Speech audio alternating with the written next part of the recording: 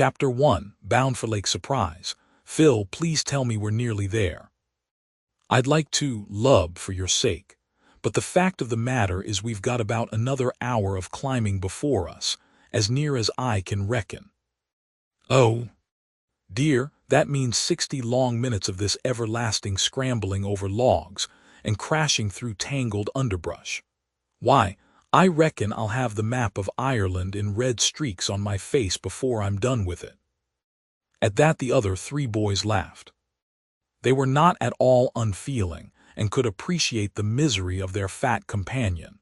But then Lub had such a comical way of expressing himself and made so many ludicrous faces that they could never take him seriously. They were making their way through one of the loneliest parts of the great Adirondack regions. There might not be a living soul within miles of them, unless possibly some guide were wandering in search of new fields. The regular fishermen and tourists never came this way for many reasons, and the only thing that had brought these 4 well-grown boys in the region of Surprise Lake was the fact that one of them, Phil Bradley, owned a large mountain estate of wild land that abutted on the western shore of the lake. All of the lads carried regular packs on their backs, secured with bands that passed across their foreheads, thus giving them additional advantages. In their hands, they seemed to be gripping fishing rods in their cases, as well as some other things in the way of tackle boxes and bait pails. Apparently Phil and his chums were bent on having the time of their lives upon this outing. Laden in this fashion, it was no easy task they had taken upon themselves to tote such burdens from the little jumping-off station up the side of the mountain, and then across the wooded plateau. There was no other way of getting to Lake Surprise, as yet no wagon road at all, which accounted for its being visited only by an occasional fisherman or hunter. Each year such places become fewer and fewer in the Adirondacks. And in time to come doubtless, a modern hotel would be erected, where just then only primitive solitude reigned. Of course Lub, who at home and school rejoiced in the more aristocratic name of Osmond Fenwick, being heavily built, suffered more than any of his comrades in this long and arduous tramp. He puffed and groaned but stuck everlastingly at it, for Lub was not the one to give in easily, no matter how he complained. Besides these 2 there was Raymond Tyson, a tall, thin chap who was so quick to see through nearly everything on the instant that his friends had long ago dubbed him X-Ray, and as such he was generally known. The last of the quartet was Ethan Allen. He claimed to be a lineal descendant of the famous Revolutionary hero who captured Ticonderoga from the British by an early morning surprise. Ethan was very fond of boasting of his illustrious ancestor, and on that account found himself frequently joshed by his chums. It happened that Ethan's folks were not as well off in this world's goods as those of his chums, and he was exceedingly sensitive about this fact. Charity was his bugbear, and he would never listen to any of the others standing for his share of the expense when they undertook an expedition like the present. Ethan was a smart chap.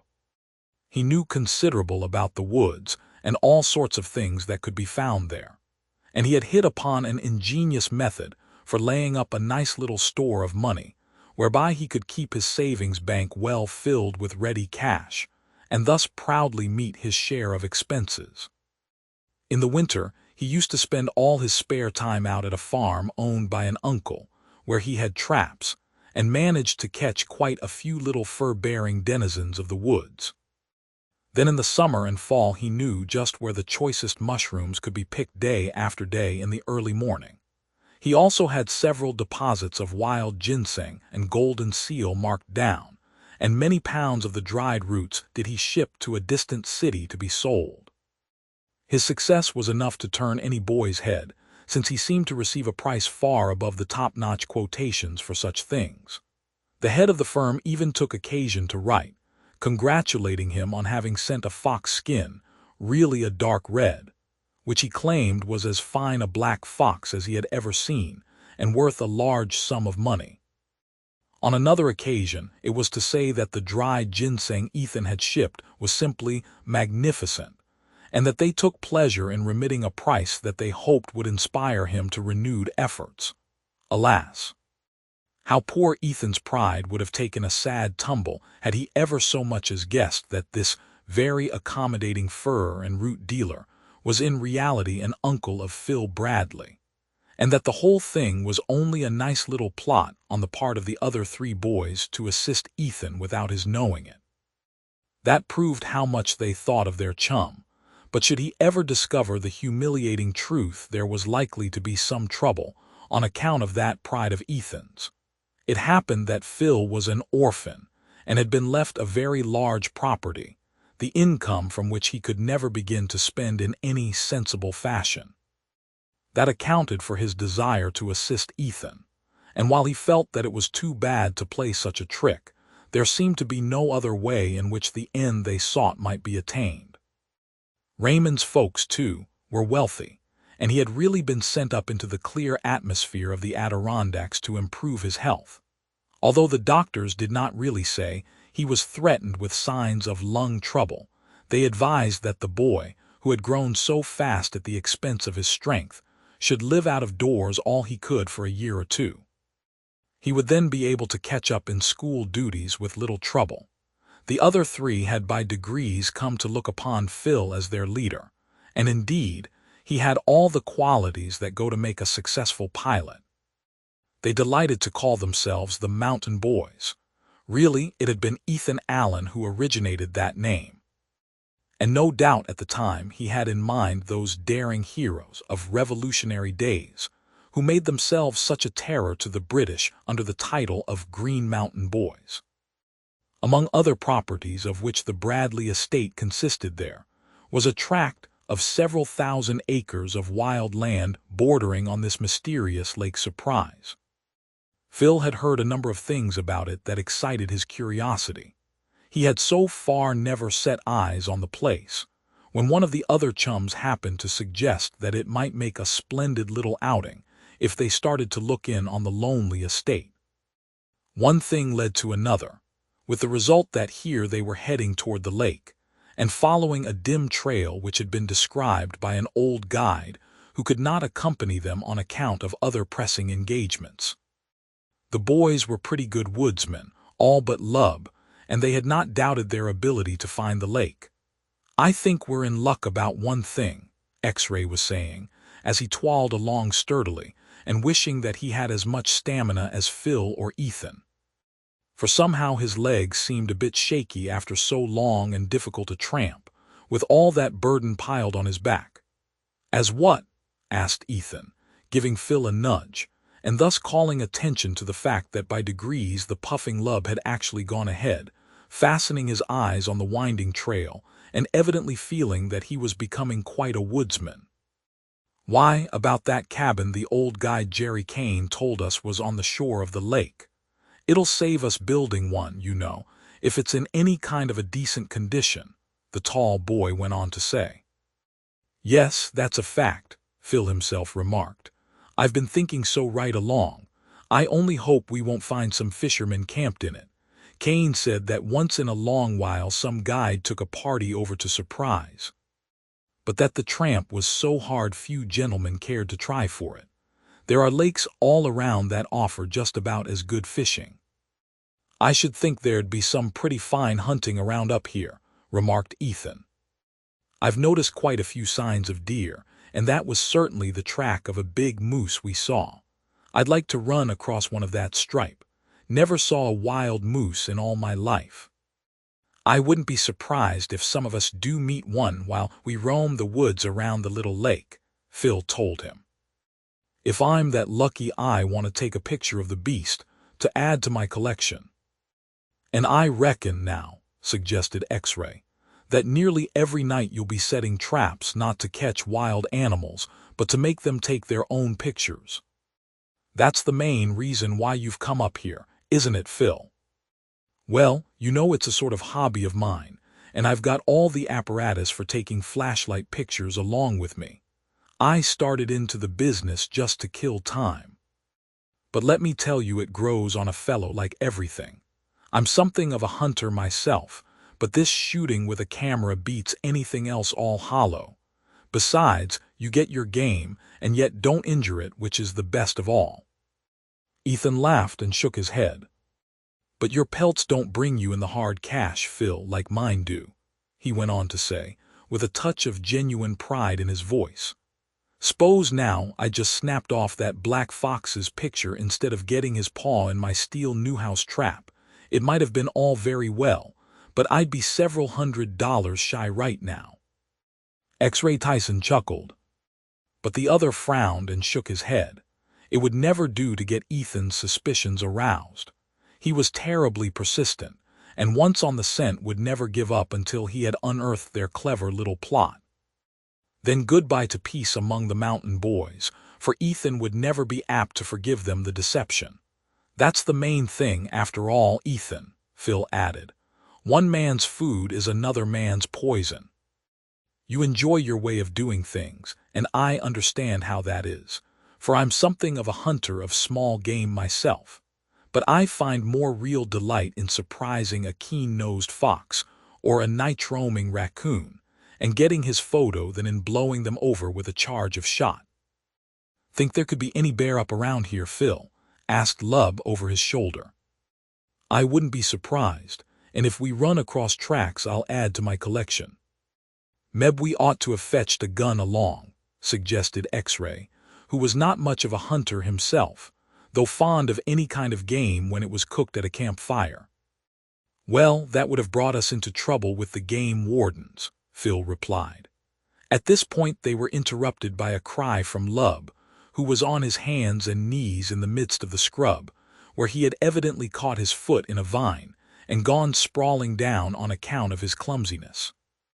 High above the exclamation from the lips of their fat companion they could hear a fierce growling sound, and about 10 feet beyond Lub they saw the crouching body of a very large and angry bobcat, with blazing yellow eyes, and every hair on its back standing up on edge as it got ready to spring. Chapter 2. Lub and the Mother Bobcat. "Keep still, everybody," said Phil, grasping the perilous situation instantly. "Gee whiz, look at its eyes staring, will you?" gasped X-Ray, appalled by the ferocious aspect of the crouching beast, which was squatted on a log just a few paces beyond poor kneeling and terrorized Lub. "Phil, oh, Phil, tell me what I ought to do," they heard the fat chum saying in rather a faint voice, all the while doubtless keeping his strained eyes glued on that dreadful apparition. "It's a mother wildcat and she's got kits somewhere nearby," Phil was saying steadily. "That's what makes her so fierce in the daytime. Lub, can you hear me plainly?" He did not elevate his voice in the least, not wishing to do anything out of the ordinary so as to excite the angry beast further, and cause it to jump. "Yes, sure I can. Go on and tell me, Phil," whined the other appealingly, and remaining on his hands and knees as though absolutely incapable of moving. "Don't be alarmed," Phil went on to say.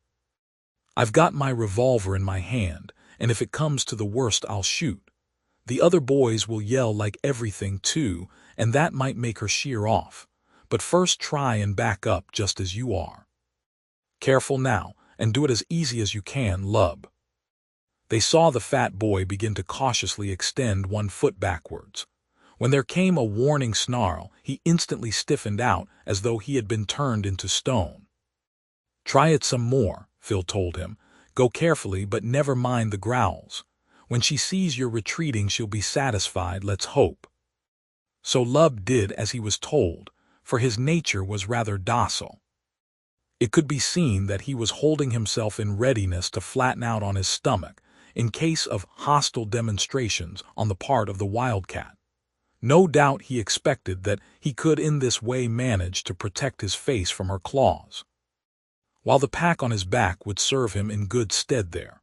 Phil, however, had rightly gauged the intention of the mother beast. She was only standing up for her whelps, and so long as they were not placed in peril, she did not mean to attack that crowd of two-legged enemies. The further Lub got away from the danger zone, the more rapidly he began to move his plump legs. Presently he felt Ethan lay hold of his foot, at which he gave a gasping cry, under the impression that it must be the mate of the enraged bobcat which had attacked him from the rear. "It's all right, Lub," Ethan hastened to say reassuringly, for he had not intended to frighten the other. "You're among friends now, and see there how the old cat slinks away, still growling and looking daggers at us with those yellow eyes of hers. Wow, she would have given us a warm time of it, I'm telling you." "Did you get her photo, Phil?" demanded X-Ray. "Because I heard the click after you'd swung your little camera around." "Yes, when I saw that she didn't mean to tackle us," replied the other. "I remembered that I ought to have something to show for Lub's adventure." "Guess you'll be glad to have a print of your friend, Lub. It'll be a nice thing to look at on a hot summer day, because you'll always have a chill chase up and down your spinal column when you think what would have happened if you'd come to close quarters with that cat." "And talk about the map of Ireland on your face," added Ethan. "More'n likely you'd call it one of Europe, with every river plainly marked." Lub was mopping his face with his red bandana. All the color had fled, leaving him as white as a ghost. But under the manipulation of his handkerchief that was being speedily rectified. "I think I'll drop back a bit, and let some of the rest of you fellows take the lead from now on," Lub told them, contritely. "I ought to have known better than to try and show off when I'm such a greenie about following a trail." "You were doing all right," Phil told him, "and making a good job of it up to that time. Who'd ever expect that we'd run across a bobcat in the middle of the afternoon, and one that had kits at that? I'd have had just as bad a shock as you got, Lub, if it was me in the lead. No need of feeling ashamed. The sight of that thing was enough to give any hunter a bad scare, especially if he had no gun along." This sort of consolation served to make poor Lub better satisfied, though doubtless he would continue to feel unusually nervous for some little time. If a chipmunk stirred in the trash under a dead tree, Lub was apt to draw a long breath and involuntarily shrink back behind one of his companions. "Guess we'd better make a detour around that bunch of scrub, Phil?" remarked Ethan sagely. "Well, it would be a wise thing to do," chuckled the other, "because just now we haven't lost any bobcat that we know about. The trail seems to be heading pretty straight right here, and chances are we'll have little trouble running across the same some little ways on." Both he and Ethan took a good survey of their surroundings, but evidently the wildcat was still hiding amidst that scrub, for they saw nothing of her again while making the half-circuit. "Now keep your eyes peeled for the trail again, Ethan," advised Phil, when they were well around on the other side of the danger spot. Lub managed to push along until he could find himself in the midst of the bunch. He cast numerous side glances in the direction of that disputed ground, as though half anticipating seeing a whole army of ferocious bobcats come leaping forth, all with blazing yellow eyes and stubby tails. Nothing of the kind happened, however, and presently Ethan was heard calling, "Here's your old trail, Phil, as plain as print. And d'you know, there's only one thing I'm sorry about, which is that you didn't think to snap off a picture with our chum on his hands and knees backing off, and the cat on the log." "Well, I'm glad myself there wasn't any chance to keep that accidental tumble of mine as a perpetual joke," said Lub, indignantly. "Nothing to be ashamed about at all, Lub," remarked X-Ray. "And I reckon now if it had been Ethan himself who stumbled when he caught his foot in a vine, and then found himself face to face with a mad cat, he'd have been near paralyzed too." This seemed to mollify Lub somewhat, though he hardly liked that reference to his having been paralyzed very much. They pushed on resolutely, and the minutes passed. Phil, on hearing Lub puffing and seeing that X-Ray lagged a little, cheered both of them up by declaring that the time was now short. "It wouldn't surprise me a whit," he said cheerily, "to get a glimpse of the lake any time now, through the trees. Unless all my calculations are faulty, we must be on my land right now." "That sounds good to me, Phil," asserted X-Ray joyously as he took a fresh spurt, and no longer limped as though he had a stone bruise on his heel. Even Lub grinned until his red face looked like a newly risen sun. "We'll all be mighty glad to get there, believe me," he declared. "And think of the jolly time we'll have preparing our first supper in the woods." This big aluminum frying pan of Phil's has kept digging me in the ribs right along, until I'm afraid there's a black and blue spot there. But I mean to take my revenge good and plenty when we fill it full of onions and potatoes and such fine things. Take another squint ahead, Phil, and see if you can't give us real good news.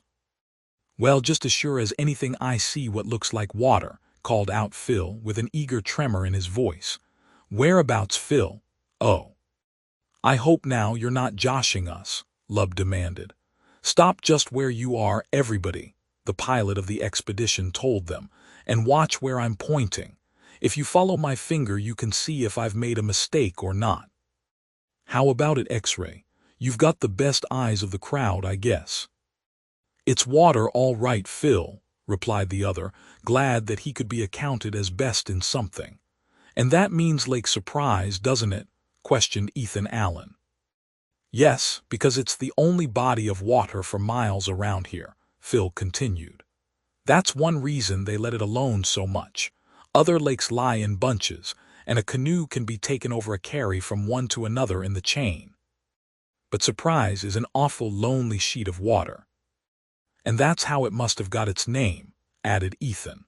"All the while nobody dreamed there was any such lake up here.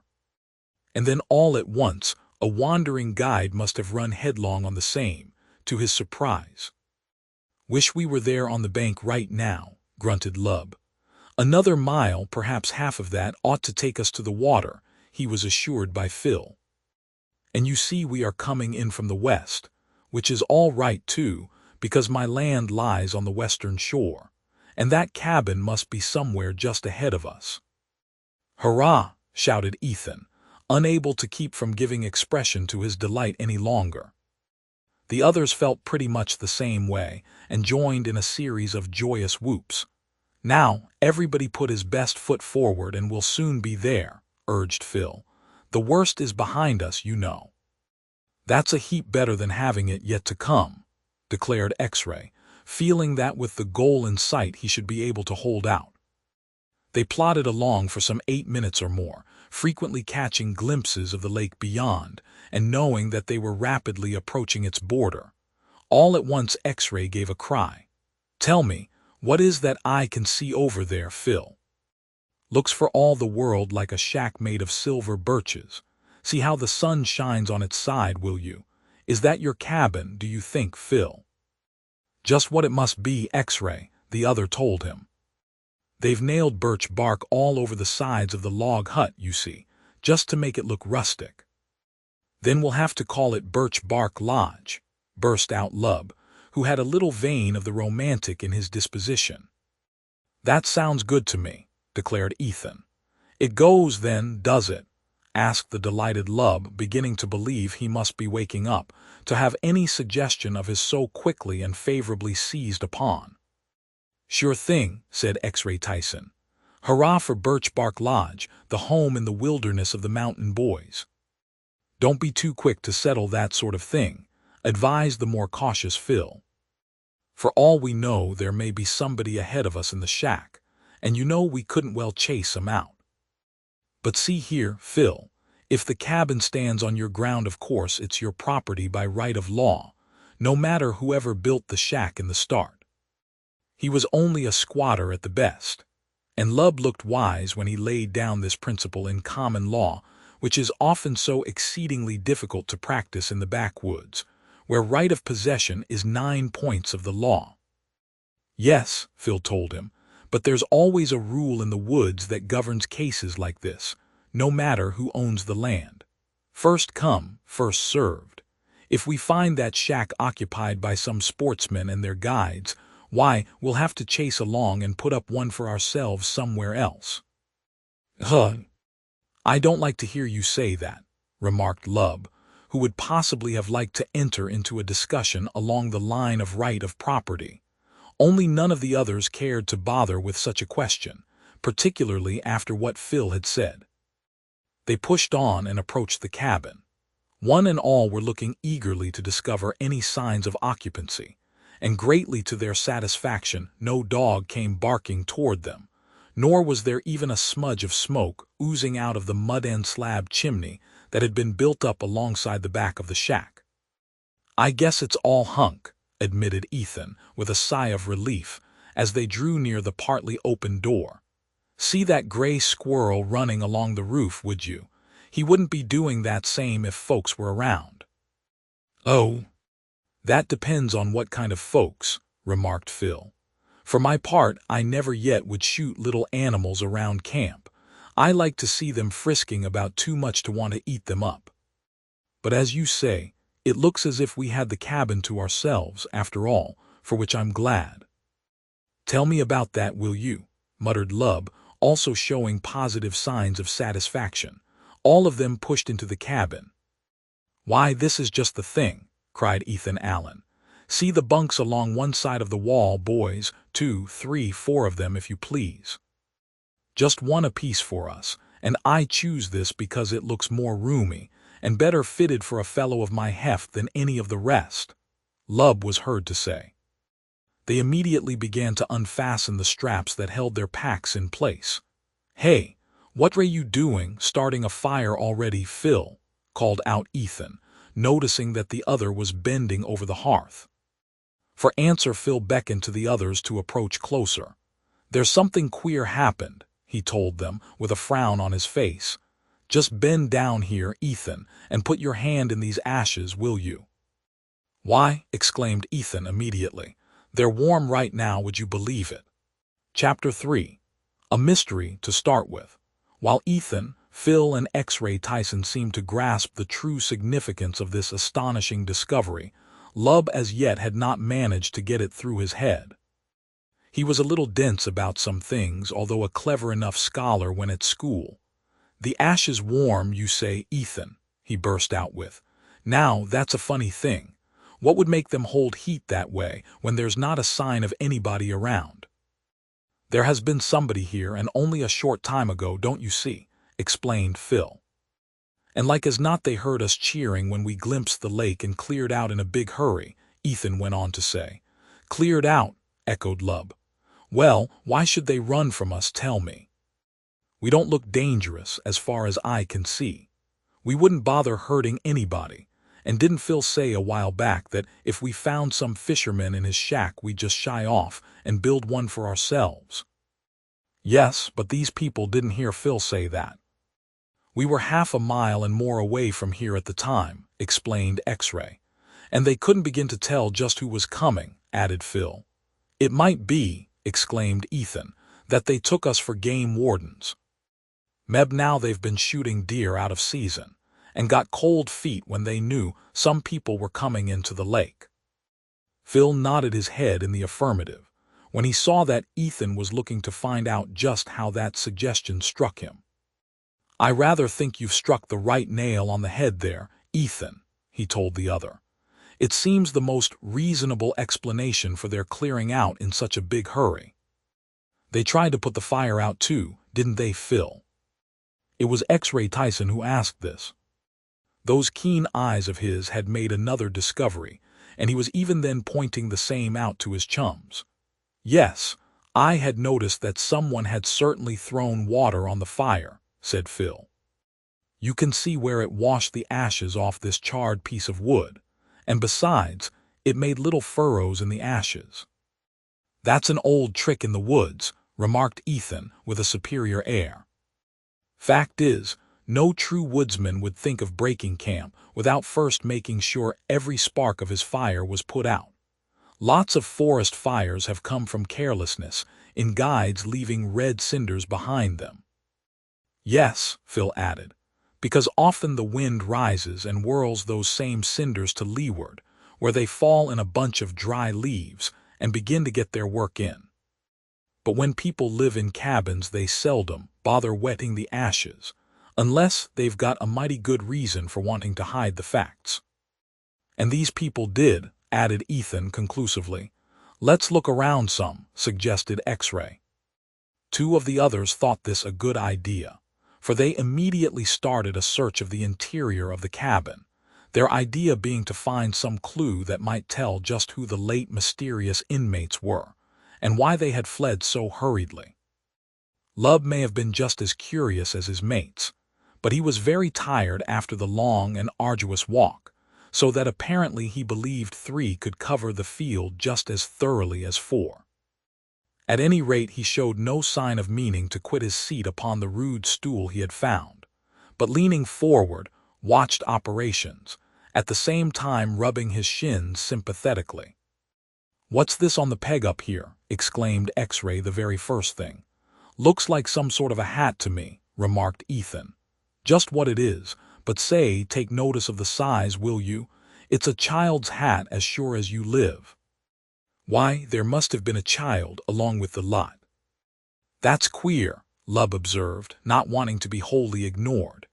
"Game poachers they may have been," muttered Ethan, "but if there was a little chap along, there must have been a family of 'em. See if you could pick up such a thing now as a hairpin, or any other woman business." They went to scrutinizing the cracks of the floor more closely than ever. That suggestion on the part of Ethan was worth trying out.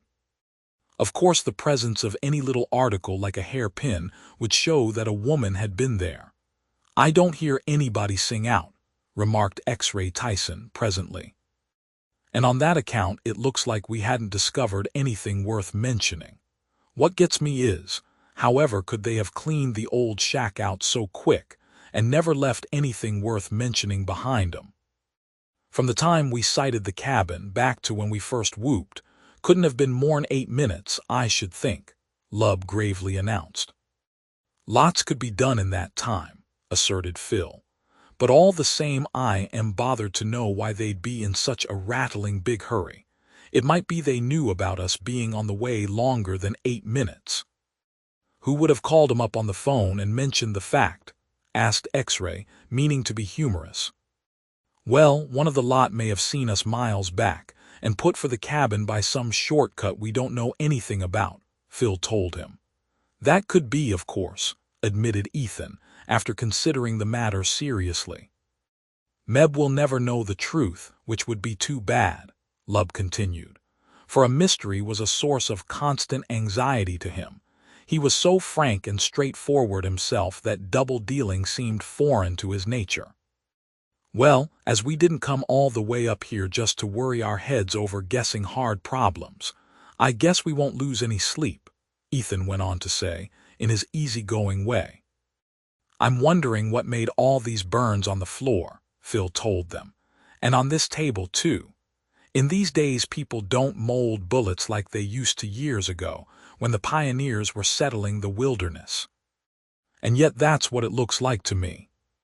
"The place isn't as clean as it might be," Ethan now remarked, "and the first thing we'll have to do in the morning will be to tidy up. I'll make a broom out of twigs like I've seen poor emigrants do. It answers the purpose pretty well, too." He was prying around in one of the bunks while saying this, as though he had suspicions, which Lub, who was anxiously watching him, hoped in his heart might turn out to be groundless. Phil had turned to other things and was proceeding to undo his pack. This caught Lub's eye and caused the worried expression on his face to give way to one of pleasure. He knew that such a move meant it was getting time for them to think of supper, and Lub was always ready to do his part toward providing a meal. Oh, yes, and in disposing of the same, too. "Wow. You quit too soon," suddenly yelped X-Ray, who had continued prowling on hands and knees after Phil and Ethan had stopped searching the floor. "Found something, have you?" asked the former, without looking up from his job of opening the contents of his pack. "Is it worth a hairpin, X-Ray?" chirped Ethan, who had been gathering a handful of timber in a corner where a lot of wood lay in a pile, ready for burning. "You could buy 1,000 with it, I reckon," was the astonishing declaration of the finder, which remark caused everyone to immediately take notice. The boy with the sharp eyes was holding something up between thumb and forefinger. It shone in the last rays of the setting sun, as they came into the cabin through a small window in the western side. "Why, what's this mean?" ejaculated Ethan. Looks like you've gone and struck a silver mine, X-ray. That's $50, ain't it? D'you mean to say you found it on this same floor? Just what I did, and deep down in a crack where it must have slid, so nobody noticed it, exclaimed the other exultantly. Now, needn't all get busy looking, because I reckon it's the only coin there is. That's my reward for keeping everlastingly at it. You fellows are ready to give up too easy. Say, did you ever see a brighter $50 than that? Looks like she just came from the mint, hey? Perhaps it did, said Phil solemnly. When he said that, the others all focused their eyes on Phil's face. They knew he would not have spoken in such a strain unless he had some good reason for saying what he did. Explain what you mean, please, Phil. That's a good fellow, urged Lub. X-ray was not so dense, for he instantly exclaimed, "Why, don't you see, Phil reckons that this $50 may have been coined right here in this birch bark cabin." "Hugh, counterfeit is it?" gasped Ethan, whose breath had almost been taken away with the momentous discovery. "Then I guess I ain't going to bother getting down on my knees and doing any hunting for bogus money." The finder, apparently, did not much fancy having his prize counted so meanly. He immediately proceeded to bite the coin, and then started to ringing it on the hard surface of the oak table that had all the scorched spots on it, mentioned by Phil. "It tastes good." "And listen to the sweet ring, would you, fellows?" X-ray hastened to say. "If it's a punk 50-center, then it's the greatest imitation ever was. I'd just like to have a cartload of the same. I think I'd call myself rich." "If there's any suspicion fixed on the coin," Lub observed, ponderously, just as he had heard his father, the judge, deliver an opinion in court, "I'd rather be excused from carrying it around on my person. The law, you know, does not look upon ignorance as innocence. Better toss that thing as far away as you can in the morning, X-ray. I'd hate to think of you doing time for having it in your possession." "Hanged if I do," muttered the other. "I'm all worked up now over it, and mean to get the opinion of Mr. Budge, the cashier of our bank. He can smell a counterfeit as soon as he sets eyes on one. He'll fix all that up, believe me."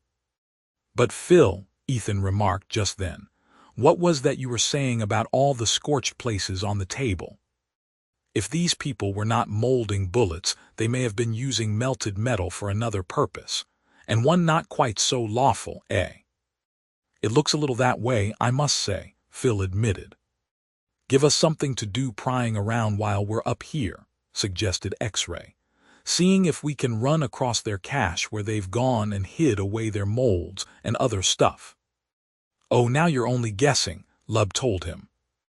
"It may be they were game poachers after all, no matter if the coin is a bad one.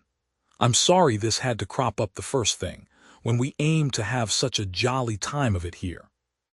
"We'll have that all right whether or no," said Phil. "And first of all, let's get busy with our duffel. If we're going to live in this shack, it's our duty to make it look like home to us. Ethan, suppose you attend to the fire, and the rest of us will take care of the cooking." "That's the ticket," Lub ventured. "If I can do anything to help, just let me sit here and peel potatoes or make the coffee. I'm pretty tired, you know, and besides, it seems to me I get in everybody's way when I move around." "Because you occupy so much room, Lub," X-ray told him cheerfully. "But it's all right, and we'll find some use for your hands. How about water? Shall I take our collapsible pail and fetch some from the lake?" Upon being told that someone must go, the spry lad darted out of the door, and reappeared a few minutes later with a brimming pail. "I want to tell you all that it's going to be a dandy night," he chortled as he set the pail carefully down so that Lub, who was holding the aluminum coffee pot in his hands, could easily reach it. "Moon's just coming up over across the lake, and about as full as could be. Well, some of the rest of us are hoping to be in the same condition before a great while," Ethan ventured, as he stepped over to the door and looked out, to immediately add, "I should say it is a glorious sight, with that yellow streak shining across the water and the little wavelets dancing like silver." "Phil, this is the greatest place ever. If you hunted a whole year, you couldn't beat it. And we ought to have the time of our lives while we're up at Birch Bark Lodge." All of them were filled with delight. Being only boys and with no particular cares weighing heavily on their minds, they refused to see any cloud on the horizon. Everything was as clear and lovely as the sky into which that full moon was climbing so sturdily. Soon, the delightful odors of supper began to pervade the atmosphere. That made it seem more than ever like a real camp. Lub was doing his share of the work like a hero. They had found a place where he could sit at one side of the fire, and here he attended to the coffee, as well as looked after the big saucepan of potatoes and onions that had been placed on the red coals.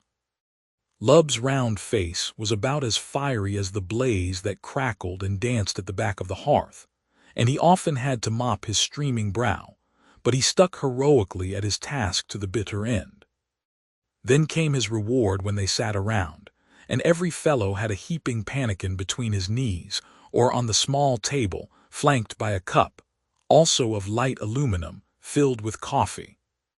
Seeing that they were all helped, Phil knocked on the table and held up his cup. "Before we take our first bite, fellows," he went on to say, solemnly, "I think we ought to drink to the success of our camping trip up here in the Adirondacks proper. Coffee is the only proper liquid to drink that toast in, so up with your cups, every one. Here's to the mountain boys, and may they enjoy every minute of their stay at Birch Bark Cabin." "Drink it down," cried X-Ray Tyson noisily. With that they took the first swallow of the nectar that Lub had brewed. Never had its like been tasted at home, amidst prosaic surroundings. There was something in the atmosphere of the mountains that made ordinary things assume a different aspect. Their hard tramp had aroused their appetites amazingly, and just then those four boys were ready to admit that this was the life worthwhile.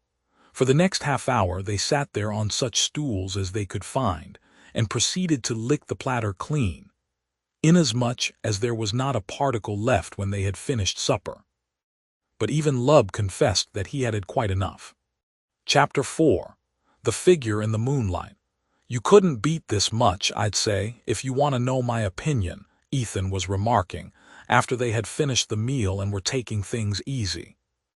"Of course, we all feel pretty much the same way," admitted X-Ray Tyson. "But I'd be a whole lot better satisfied if I knew about that bright new $50. Is it a good one or a bunker? Chances are we'll hear no end to that squall all the time we're up here," Ethan went on to say, with a pretended look of disgust on his thin Yankee face. "Whenever you do get a thing on your mind, X-Ray, you sure beat all creation to keep yawping about it. Forget that you ever picked up the 50, and let's be thinking only of the royal good times we're meaning to have." "What can that sound be?" suddenly remarked Lub, who had been listening more or less apprehensively for some little time now. "Seems like someone might be sawing a hole through the wall. Course, though, I don't believe that for a minute, but all the same it's a queer noise. There, don't you hear it?" There did come a distinct little rat-tat-tat, several times repeated. No one who was not deaf could have helped hearing such a distinct sound, but Lub could not see that any of his mates seemed bothered. "May be that old gray squirrel gnawing somewhere," suggested X-Ray. "They've got long teeth like a rat, and can chew a hole through any sort of board." "Now, I'd rather believe it was the wind," said Ethan, who had a pretty good knowledge of woodcraft in all its branches, and was therefore well fitted to give an opinion. "Why, how could the night wind make that sort of scratching sound?" asked Lub, doubtless wondering whether the other were simply guying him because of his being a greenhorn. "Oh, the broken end of a branch might be rubbing against the roof of the cabin," Ethan told him. "I've known that to happen lots of times. There she hits up the tune again, you notice, Lub." "Yes," added Phil, nodding his head approvingly. "And if you listen, every time that scratching sound comes you can hear the wind soughing through the tree-tops. That ought to prove it." Still Lub seemed hard to convince, seeing which Ethan jumped up. "Just stir your stumps, Lub, and come outside with me," he said positively. "I want to prove what I said, and you've got to be shown." Lub saw there was no getting around it, and much as he disliked making a move when he was settled so comfortably, he managed to scramble to his feet. Once out in the bright moonlight, and practical Ethan was quick to discover the source of the peculiar and often recurring noise. "You see, Lub," he went on to say, "there's your saw at work right now. Just as I told you, it's a branch that's been worn off to a stub by this scraping. Every time there's a fresh gust of wind, it waves back and forth, and scraping against the roof makes that funny sound. Now I hope your mind's easy, Lub, and that you'll sleep decent tonight." "I hope I will," replied Lub earnestly, at the same time remembering about the bunks, and what one of the others had said with regard to house cleaning in the morning. "But say, it is a fine night, ain't it, Ethan? Listen to the frogs singing their chorus in some little bay of the lake." "Yes," remarked Ethan quickly, "I was listening to their serenade. Some busters in that lot too, because you can hear 'em calling more rum in the deepest bass. That always stands for the big bullfrogs. I ought to know because I'm an experienced frog raiser. Cleared $67 from my little pond this very summer. But I've never seen frogs' legs quoted quite so high as that Mr. Brandon, the restaurant man down in New York, pays me. I guess he favors me a mite just because he happens to know some friends of Phil's." Lub knew all about it, but he never let even a chuckle escape from his lips. "Well, in that letter you had from him which you showed me," he observed, "he said he'd never had such fine frogs' legs before, and wanted to make sure to keep getting all you had to sell. $1 a pound is a cracking high sum, sure it is, but then good things always bring fancy prices." That frog pond of Ethan's went with as many other ways for making spending money. It required almost no time at all to run it. When he found an opportunity, he caught frogs wherever he could find them, and put them into his preserve. Then, on feeling that he had the right kind of goods for a gilt-edge market, he would make a shipment of a box of saddles neatly arranged, so that they were attractive to the eye of the proprietor of the fashionable restaurant in far-off New York. Phil had recommended Ethan to try that place, and had even given him permission to use his name as a recommendation. Ethan never knew that the same mail had carried a letter from Phil to Mr. Brandon, who was an old friend of his, making arrangements to stand for the difference between the market price of frogs' legs and the fancy sum he was to send Ethan every time he shipped him a box. While Lub was standing there, and apparently enjoying the sight of the moonlight dancing on the water of the lake nearby, he was at the same time casting occasional apprehensive glances around him. The woods looked mysterious enough and gloomy too, for the moon had not risen far in the heavens, and the shadows were long and abundant. Several times he fancied he saw something moving there on the border of the dense growth. Finally he appealed to Ethan, because he had considerable respect for the opinions of his chum, who had studied woods lore so long. "You don't think, now, that any of that crowd we scared away from the cabin would come sneaking back to spy on us, or try to steal any of our things?" he asked, trying to appear as though such an idea was furthest from his own thoughts. "Well, I hadn't bothered with such a thing as that, Lub, but now that you mention the same, I can't see why they should. We haven't got anything along worth stealing, and if they are afraid of the officers of the law as counterfeiters or game poachers, why, they'd want to get as far away as they could. So I wouldn't let that keep me from sleeping a wink." "Oh, I don't mean to," Lub hastened to exclaim stoutly.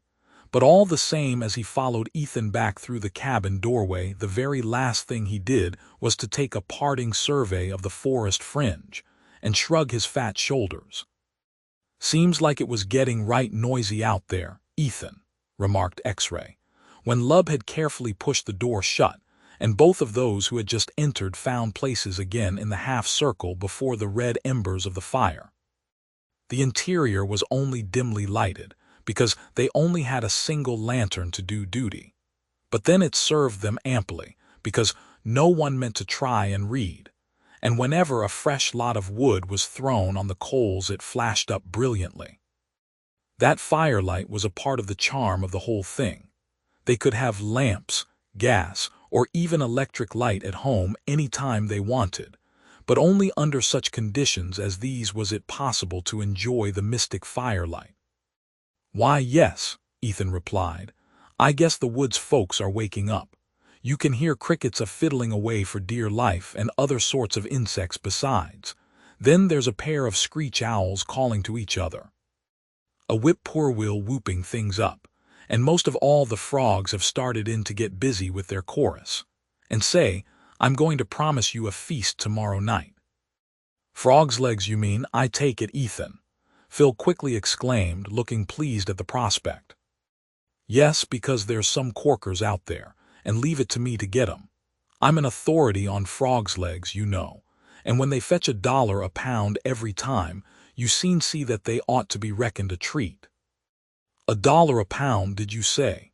demanded X-Ray, as if he fancied he had not heard aright. Whereat he had his shins kicked by Lub, who happened to sit next to him, as a warning that he was treading on perilous ground. "Why, yes, that's the price I always get," declared Ethan loftily. "You see, it pays to do things up in style. My shipments look so attractive to Mr. Brandon that he says it is a pleasure to just open my box.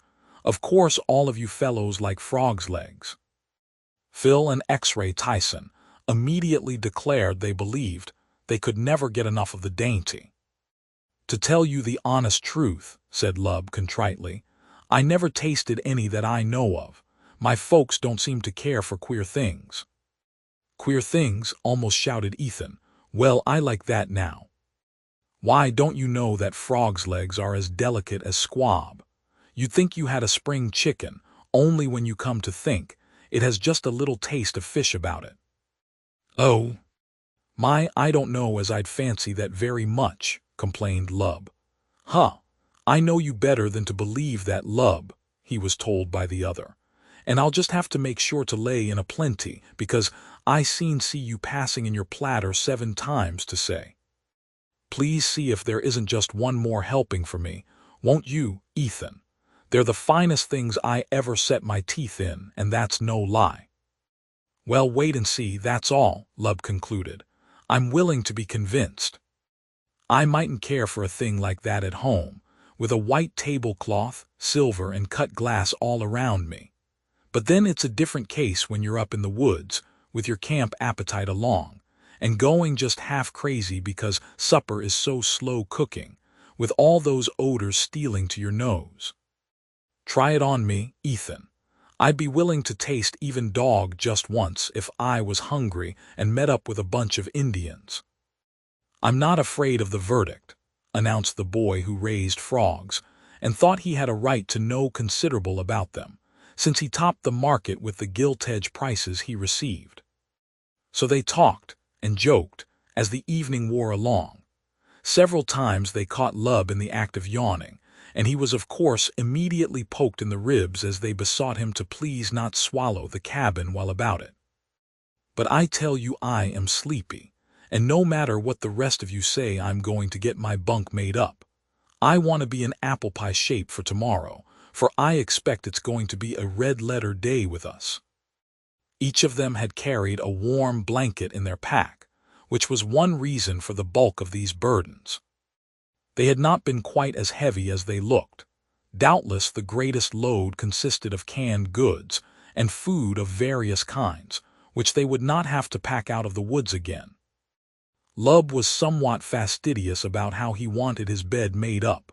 3 separate times did he pull it to pieces again, to start in afresh. "Hey, stop bothering so much with that," X-Ray Tyson called out, having been observing what the other was doing. "You certainly are the greatest old woman I ever ran across, Lub. And you'll never make a woodsman as long as you're so finicky either," Ethan warned him. "The happy-go-lucky kind is best in the end. They give their blanket a fling and just crawl under, and they sleep the soundest too." "Oh, well, I'll learn some day, perhaps," said Lub, not at all disconcerted by all this raillery, for it fell from him as water does from a duck's back. "But I've got it fixed to suit me at last. This bunch of dead grass rolled in the pillow slip I fetched will make me a dandy pillow. I'm glad you gave me a hint to bring one along, Phil. Old woodsmen use then. Boots for a pillow," chuckled Ethan, which remark caused the particular Lub to shudder and shake his head, as though he began to despair of ever reaching that point where he could claim to be a seasoned veteran. While the others were again indulging in some sort of discussion, Lub, thinking he was unobserved, sauntered over to one of the little windows which the builder of the birch cabin had arranged so that he might have light, and yet shut out the cold air of winter. "Oh, come here, won't you, Phil? There's somebody walking along by the trees and standing still to watch the cabin every once in a while." When Lub said this, in a voice that trembled with excitement, the other three boys, of course, hastened to scramble to their feet and reach his side. "Whereabouts, Lub?" demanded X-Ray Tyson, eagerly, as he pressed his nose against the glass, and occupied so much space in doing so that he prevented the others from having a chance to see fairly. So that Phil and Ethan deliberately drew him to one side. "There, over yonder where the moon shines between the little second-growth trees," the discoverer went on to say, huskily, and pointing a trembling stubby finger as he spoke. "There, didn't you see then, boys?" "There certainly is something, and it moved," admitted Ethan. "Oh, it's a man, I'm telling you," hissed Lub. "Didn't I see him plain as the nose on your face, X-Ray, and that's going some. He was moving along where the shadows die out. Now he's past that place. It's a man, believe me, and he's meaning to sneak in here tonight to rob us. There, see him moving again, will you?" "Yes, I do believe it is a man, bending over at that," agreed Phil. "He's moving off, seems like," observed X-Ray, who had not altogether fancied Lub's allusion to his nose, because it was rather large. "Meb he's seen us peeking out and thinks it's time he sheared off," suggested Ethan. "Had we better collar him, Phil?" asked X-Ray, who was inclined to be very quick in his actions, and often without due thought making some move he was likely to regret later. "No, that would be silly," decided Phil. "The only weapons we've got consist of one revolver, a couple of camp hatchets, and some hunting knives. How do we know what he might do, or how many of them there may be? Let him look at the cabin and then go away." "I don't think we'll be bothered by anybody."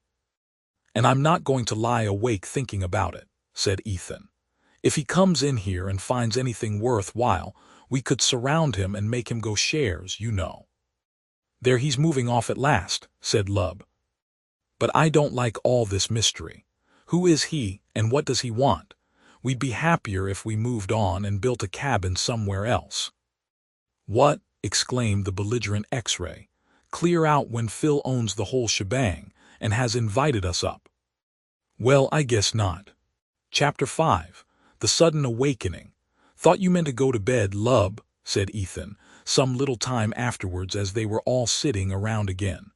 "Oh, somehow I seem to have gotten over my sleepy spell," admitted the other frankly.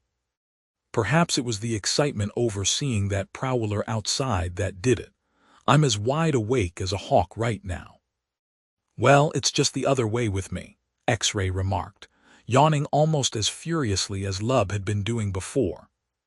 "I'm getting dopey, and mean to turn in pretty soon. If nothing else happens to bother, nobody's going to hear a word from me after I hit the hay." Lub looked at him painfully, but he did not think it best to ask further questions lest he stir up a hornet's nest. There was something on Lub's mind. Phil understood this from various signs. He began to get an inkling as to what its nature might prove to be, when several times he saw the other lean forward and look long and earnestly up the chimney. "What do you expect to see up there, Lub?" asked Ethan, who had also, it seemed, been watching the other. "This isn't the time for old Santa Claus to come down with his pack of toys. His reindeer need snow for their sledge, you know." "Will you let the fire go out when we turn in, Phil?" asked Lub, ignoring all such little annoyances as this. "Why, I suppose so," he was told. "If it was cold weather it might be a different thing, but tonight is pretty warm and we'll get little air in here with the door closed. Yes, the last wood has been thrown on the fire. And to tell the truth, there's only a handful more in the house, which we'll save to start things with in the morning." "What did you ask that for, Lub?" X-Ray made this inquiry. He realized that the other must have something on his mind, or he would not have spoken as he did, and X-Ray was curious to know what its character might turn out to be. "Oh, nothing much. Only it strikes me that's a whopping big chimney, that's all," replied the other, a little confused. "I see what you mean," said Phil. "You're thinking that even if we do close the door as we intend, if a thief wanted to get in here he could creep down such a wide-throated chimney. Well, I shouldn't be at all surprised if he could, providing he took the notion. I hate to think of being sound asleep and not know a single thing about it," pursued Lub. "You know how I caught that darky stealing our chickens last winter. I set a trap for him and gave him such a scare that he just crouched in a corner of the coop with all the hens cackling like mad, till Father went out and got him by the scruff of the neck." "Meb, you'd like to set one of your fine traps here then, Lub," suggested Ethan. "I think I could do it if the rest of you didn't object," Lub pursued. "Please yourself," said Phil. "I'm off to bed right now," added X-Ray Tyson, "so you seen have the whole blooming field to yourself. Be sure you don't get nabbed in your own contraption, Lub. Now, you may smile at my saying that, but it wouldn't be the first time a bidder got bitten." Both Phil and Ethan began to stretch, and exhibited other positive signs of being ready to turn in. It would appear that none of the rest of them gave much thought to the possibility of their having unwelcome visitors during the night. Lub envied them their calm indifference, but he felt that he would not be doing his whole duty unless he carried out that idea of the trap.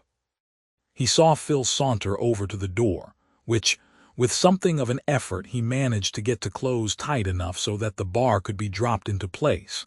That avenue seemed quite safe, and as the windows had each one a couple of stout bars fastened across them, it looked as though there could be no ingress unless the intruder were a mere child, or else made use of that wide-throated slab-end hard-mud chimney.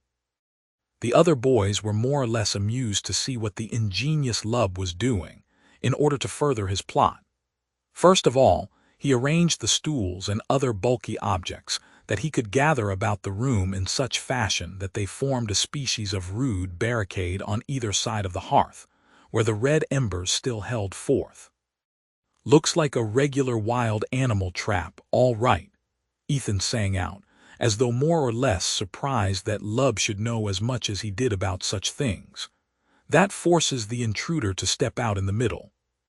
And I guess now that's where you're going to fix things to give him a warm reception, Lub?" "You wait and see," was all the other would say. They quickly understood what he had in mind. Everything they had along in the shape of cooking utensils, that would be apt to make a jangling noise if thrown down, was utilized. The big frying pan crowned the pyramid, and Lub was very particular just how he placed this, so that the least jar was apt to dislodge the aluminum skillet, which would be certain to arouse even the soundest sleeper when it rattled on the floor. "Don't kick over our grub that we've got piled up close by you there, Lub," warned X-Ray, after chuckling to see how the other was making such elaborate arrangements. For he did not have the remotest idea they would amount to anything in the end. "That ought to finish your trap, Lub, I should think," said Phil, who was almost ready to climb into his bunk, having removed most of his clothing and arranged his sleeping quarters in a jiffy. He too had a small pillow slip filled with some of the hay, upon which he expected to rest his head comfortably. "Why, yes, I don't seem to think of anything else we've got that would help to make a big noise," the other replied, soberly. "What with 4 cups, as many platters, the coffee pot, and the frying pan ought to make plenty of racket. But say, you should have seen the heap of tin pans I piled up the time I caught that chicken thief. If you had much more than this lot, Ethan announced, I don't wonder the poor critter was scared nearly stiff and could only crouch there till your dad came and arrested him. And on my part, said X-Ray Tyson, with another wide yawn, I only hope there doesn't anything happen to start that pyramid tumbling, that's all. If I was dreaming of something lovely, it'd sure be a shame to get waked up by such a row, and to find that it was all brought about by a pannikin slipping out of place. No danger of that happening, Lub told him. I've tested it all, and you can depend on things holding. By slow degrees, all of them managed to get settled down. Even slow-moving Lub was finally snug in his bunk, though he had to shuffle around for some time while settling himself into the most comfortable position. Ethan threatened all sorts of dire things unless he stopped moving about, because it happened that the sleeping place chosen by the fat camper was just above his. I seen hear it creakin' like anything, announced Ethan. And if you keep up that squirming business much longer, Lub, I tell you she'll come down on me. Think I'm hankering about being smashed flatter'n a pancake, do you? I don't see why you had to go and pick out one of the upper berths, just because you imagined it was a mite bigger'n any other. 'Tain't fair, I tell you. Go easy now and quit that moving about. If you've got the itch, say so, and we'll rub you down with something. Stop it right now. Perhaps being scolded in this fashion had some effect upon Lub. At any rate, he concluded that what couldn't be cured would have to be endured. So he did his level best to forget all about possible night visitors of all types and tried to lose himself in sleep. Phil had put out the lantern the last thing. He kept it close by his hand, with matches where he could produce a light in a hurry in case one was required. The fire had burned low. Now and then a little flame would spring up and make a faint buzzing sound.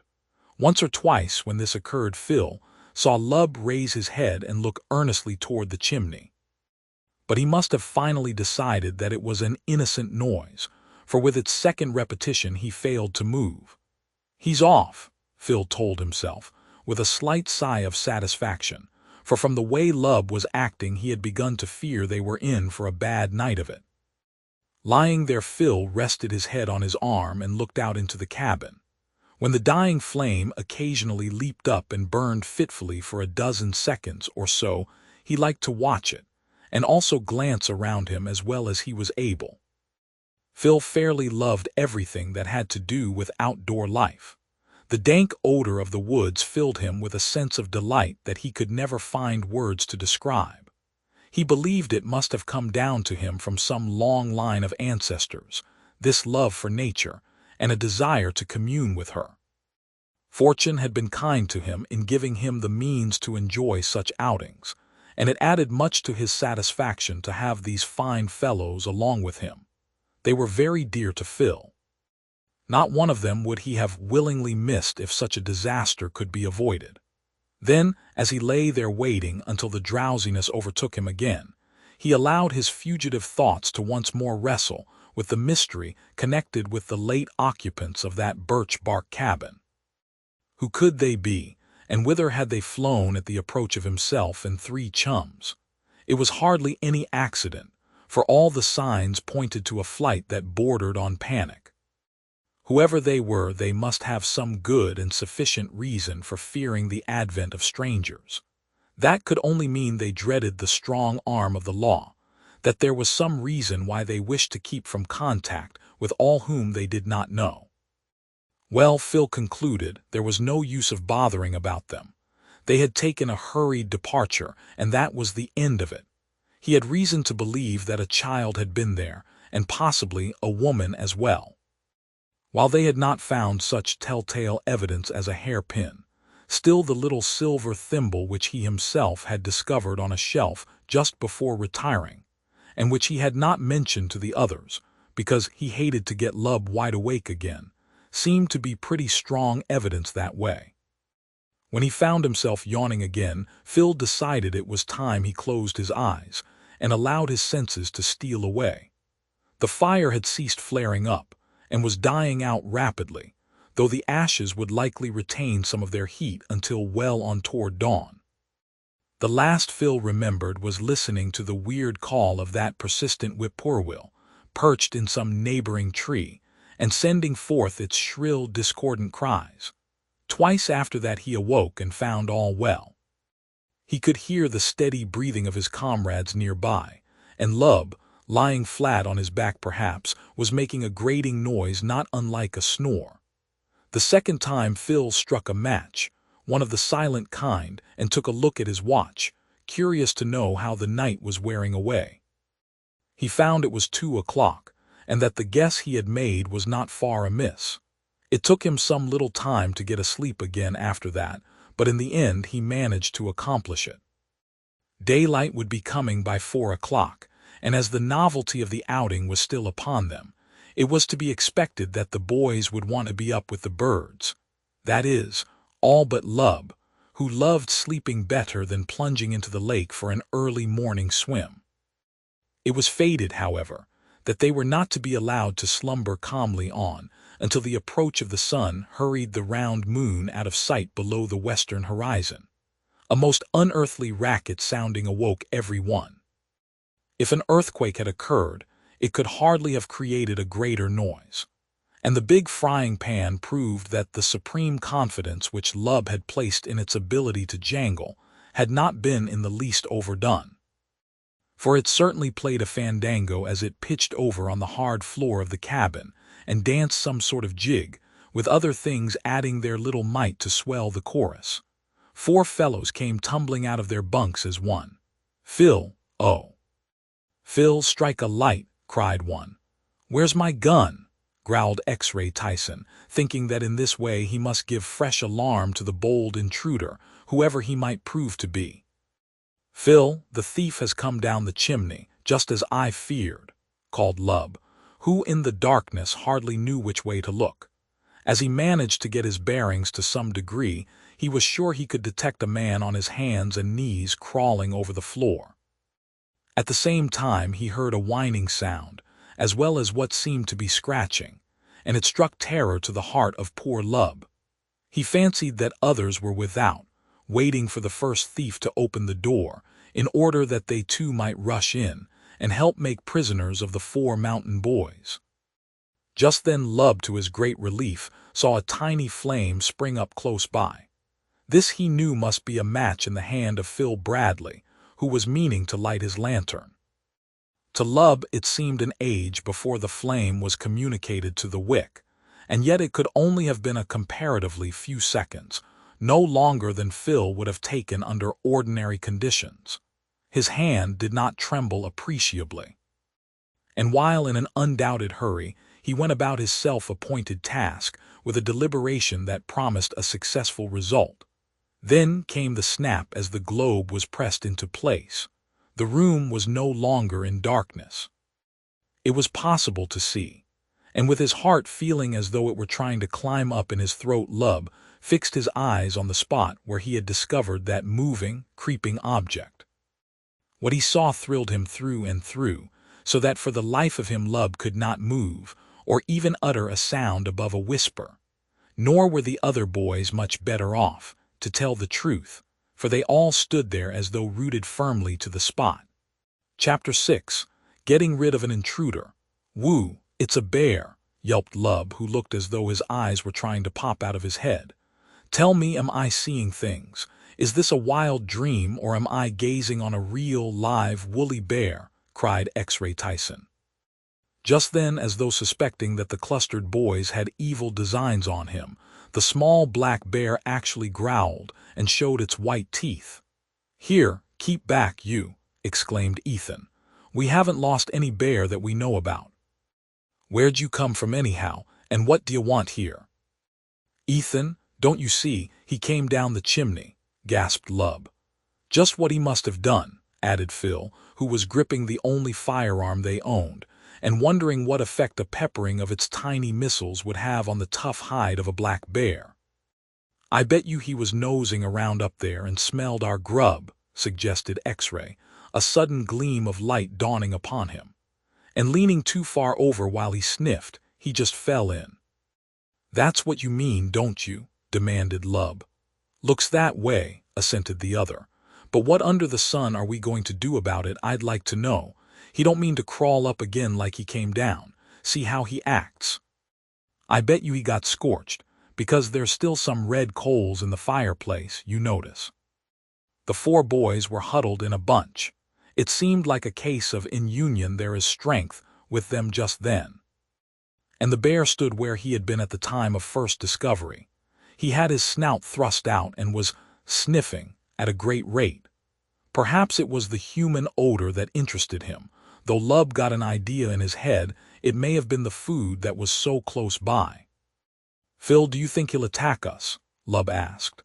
"I hardly think so," replied the other steadily after closely examining the appearance of the intruder. "That is, if we keep from making him more furious than he is now. Guess he's some surprised to find himself shut in with 4 husky boys," suggested Ethan. "And say, he looks kind of small to me," observed X-Ray. "I was just going to tell you that," Phil went on to say. "I believe it's only a 2/3 grown cub after all. But even at that, he's a dangerous customer, with those sharp claws and his ugly white teeth," protested Lub. "That's right," added Ethan. "If we tackled him, chances are we'd be sorry for it, unless we had something to knock him on the head with. That makes me think of my bully little camp hatchet. Watch me sneak it right now." He started to move softly toward the spot where he had discovered the article in question. The bear began to growl more fiercely than ever. "Careful, Ethan," cautioned Phil. "Take it slow and duck back just as soon as you've hitched onto the hatchet. Stop and wait till he cools down. Now only one more step, then you can lean over and reach it." All of them fairly held their breath, for it was a toss-up as to whether the suspicious bear would conclude to attack Ethan or not. The growls and sniffing continued, but the boy managed to get his fingers fastened upon the handle of his tool. "Now back up," Phil told him. Step by step, Ethan pushed away from the dangerous locality. The bear did not attempt to follow, but resumed his former way of pushing out his snout and sniffing. Something evidently smelled mighty good to him, Lub thought.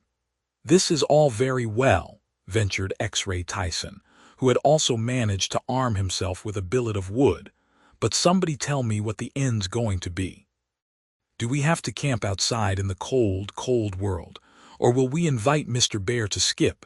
That's what I want to know. Phil, how about it?"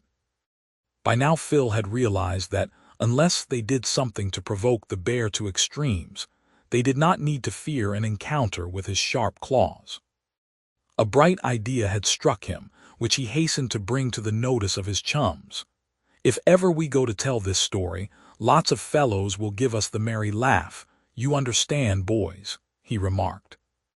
"And if you're all willing, I'd like to settle it so we'd have the best of proof that a bear did come down our chimney in the night time." "Phil, do you mean that you want to snap off a flashlight picture of the beast backed up against our fireplace?" demanded X-Ray Tyson, as quick as anything. "That's what I meant," he was immediately told. "See, here's the whole apparatus ready for business. All I'd want you to do would be to turn down the lantern when I gave the word." "I'll look after that part of it," agreed X-Ray instantly. "And I'll hold my hatchet, ready to whack him square between the eyes if he tries any football rush on us," Ethan remarked, grimly. "What can I do to help?" demanded Lub weakly, yet evidently not relishing the idea of being utterly ignored in all these valorous preparations. "If you want to have a place in the limelight, Lub," ventured X-Ray, sarcastically, "s'pose then you just step up and engage the bear in a catch-as-catch-can wrestling match. It'll be a splendid chance to prove to every fellow at home how you had more nerve than any of the rest of us." Of course Lub knew this was all spoken in satire. "You'll have to excuse me this time, X-Ray. I wouldn't want to run a chance of spoiling Phil's picture for anything. Guess I'll crawl up in my bunk again, so as not to take up so much space. I'm afraid that if Ethan gets to swinging that wood chopper around recklessly, he might gouge me." Meanwhile, Phil had arranged his little apparatus as he wanted, aiming directly at the bear. He knew that it was focused just right for a short distance, because all that had been fixed previously, it being his intention to have small animals snap off their own pictures at about the same focusing point, by pulling at a baited trigger that was attached to the flashlight cartridge by a cord.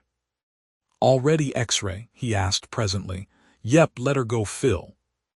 As he spoke, the holder of the lantern turned down the flame.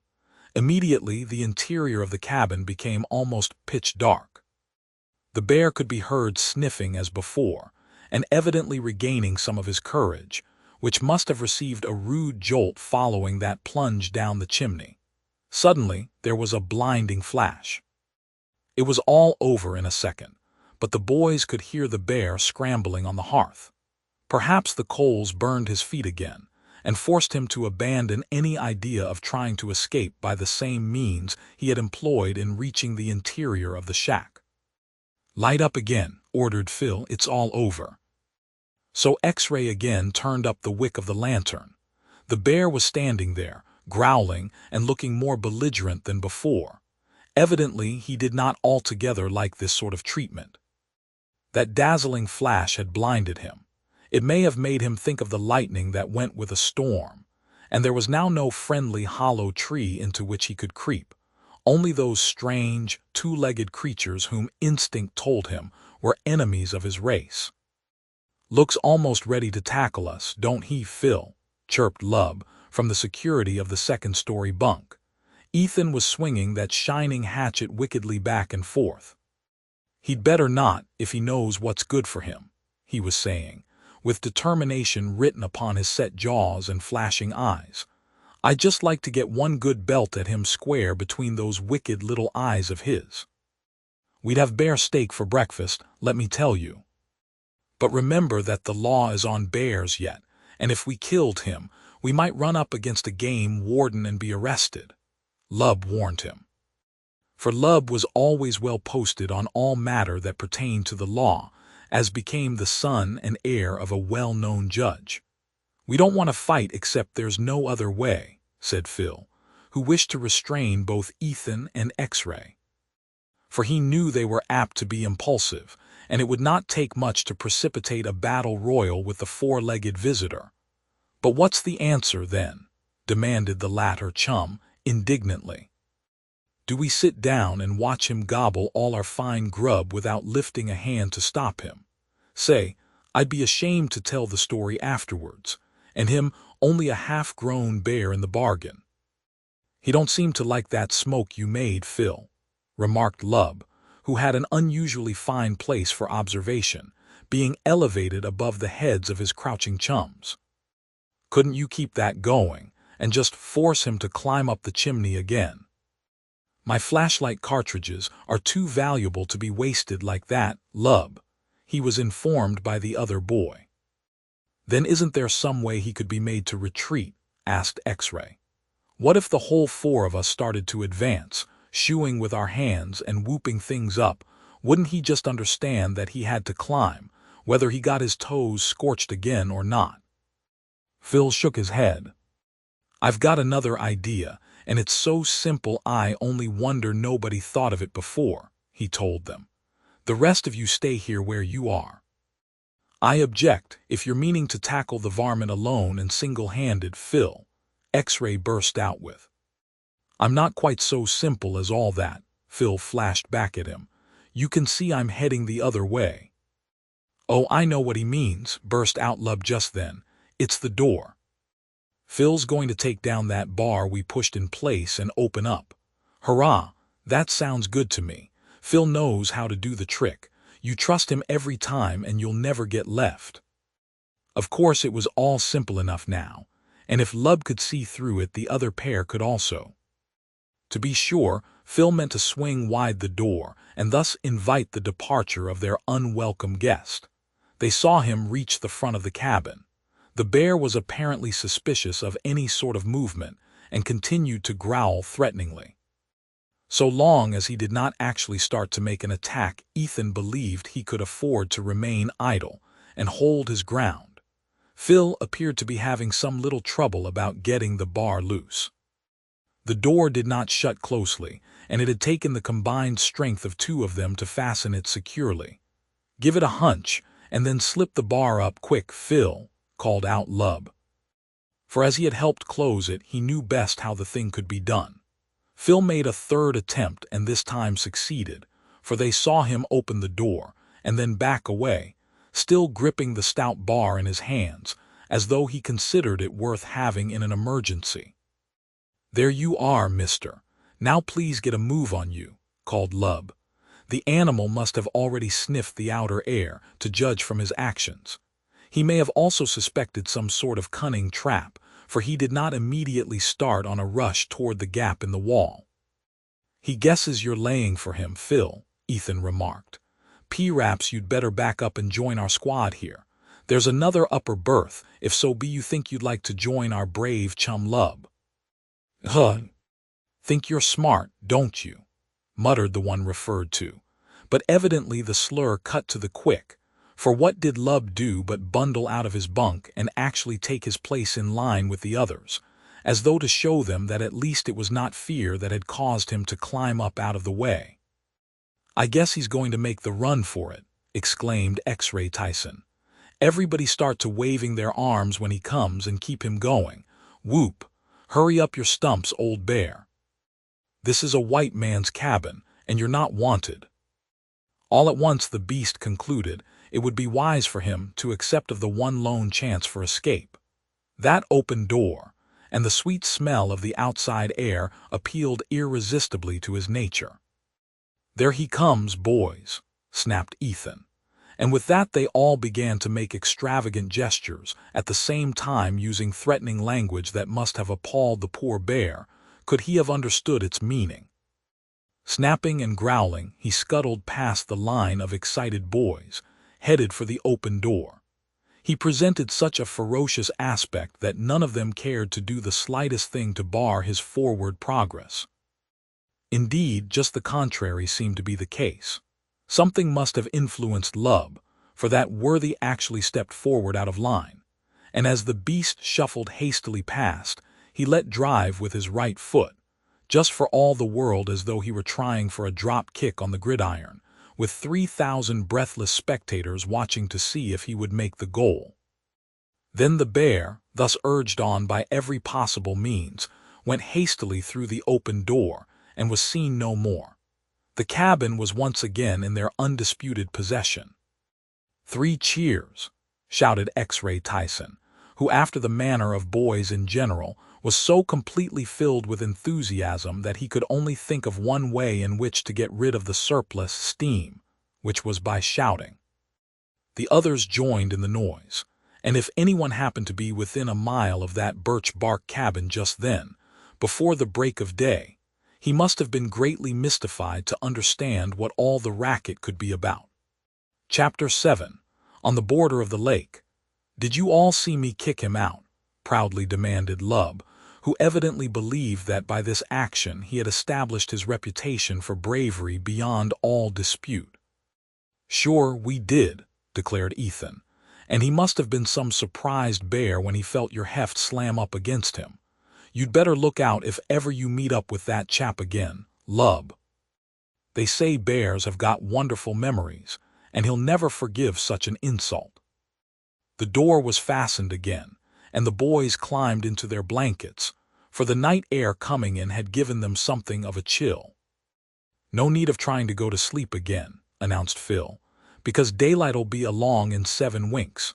Fact is, I thought it looked that way in the east when I shut the door, though the moon shining like it does fools you some. But it's after 4, and dawn comes early these summer days." Leaving the lantern burning, they lay there and talked matters over. All of them had been so worked up, what with that sudden awakening and the row that followed, that they would have found it difficult to have resumed their interrupted sleep, even though several more hours must elapse before morning. Lub felt that he had been fully vindicated. "You fellows thought it smart to laugh at me when I hinted we might have a thief come down the chimney, but see what happened," he went on to say, desiring to rub it in a little.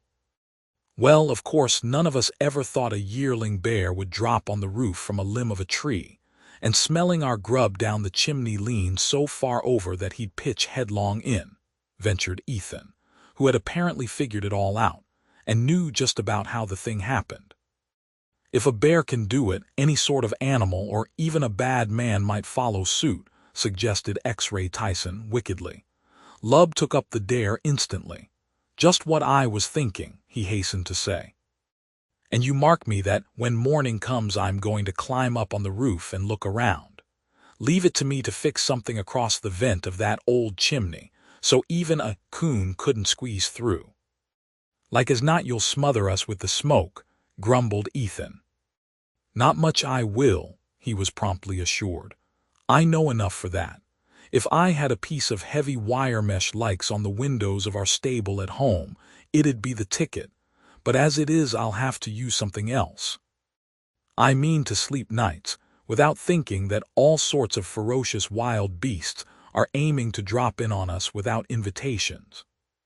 When they saw that the dawn had really come, the boys began to move around. Phil led the way to the border of the lake nearby, and they took an early morning duck. The water was pretty chilly, but then growing lads can stand almost anything. No doubt some of them may even on a dare have braved a skim of new ice on a pond in the early spring.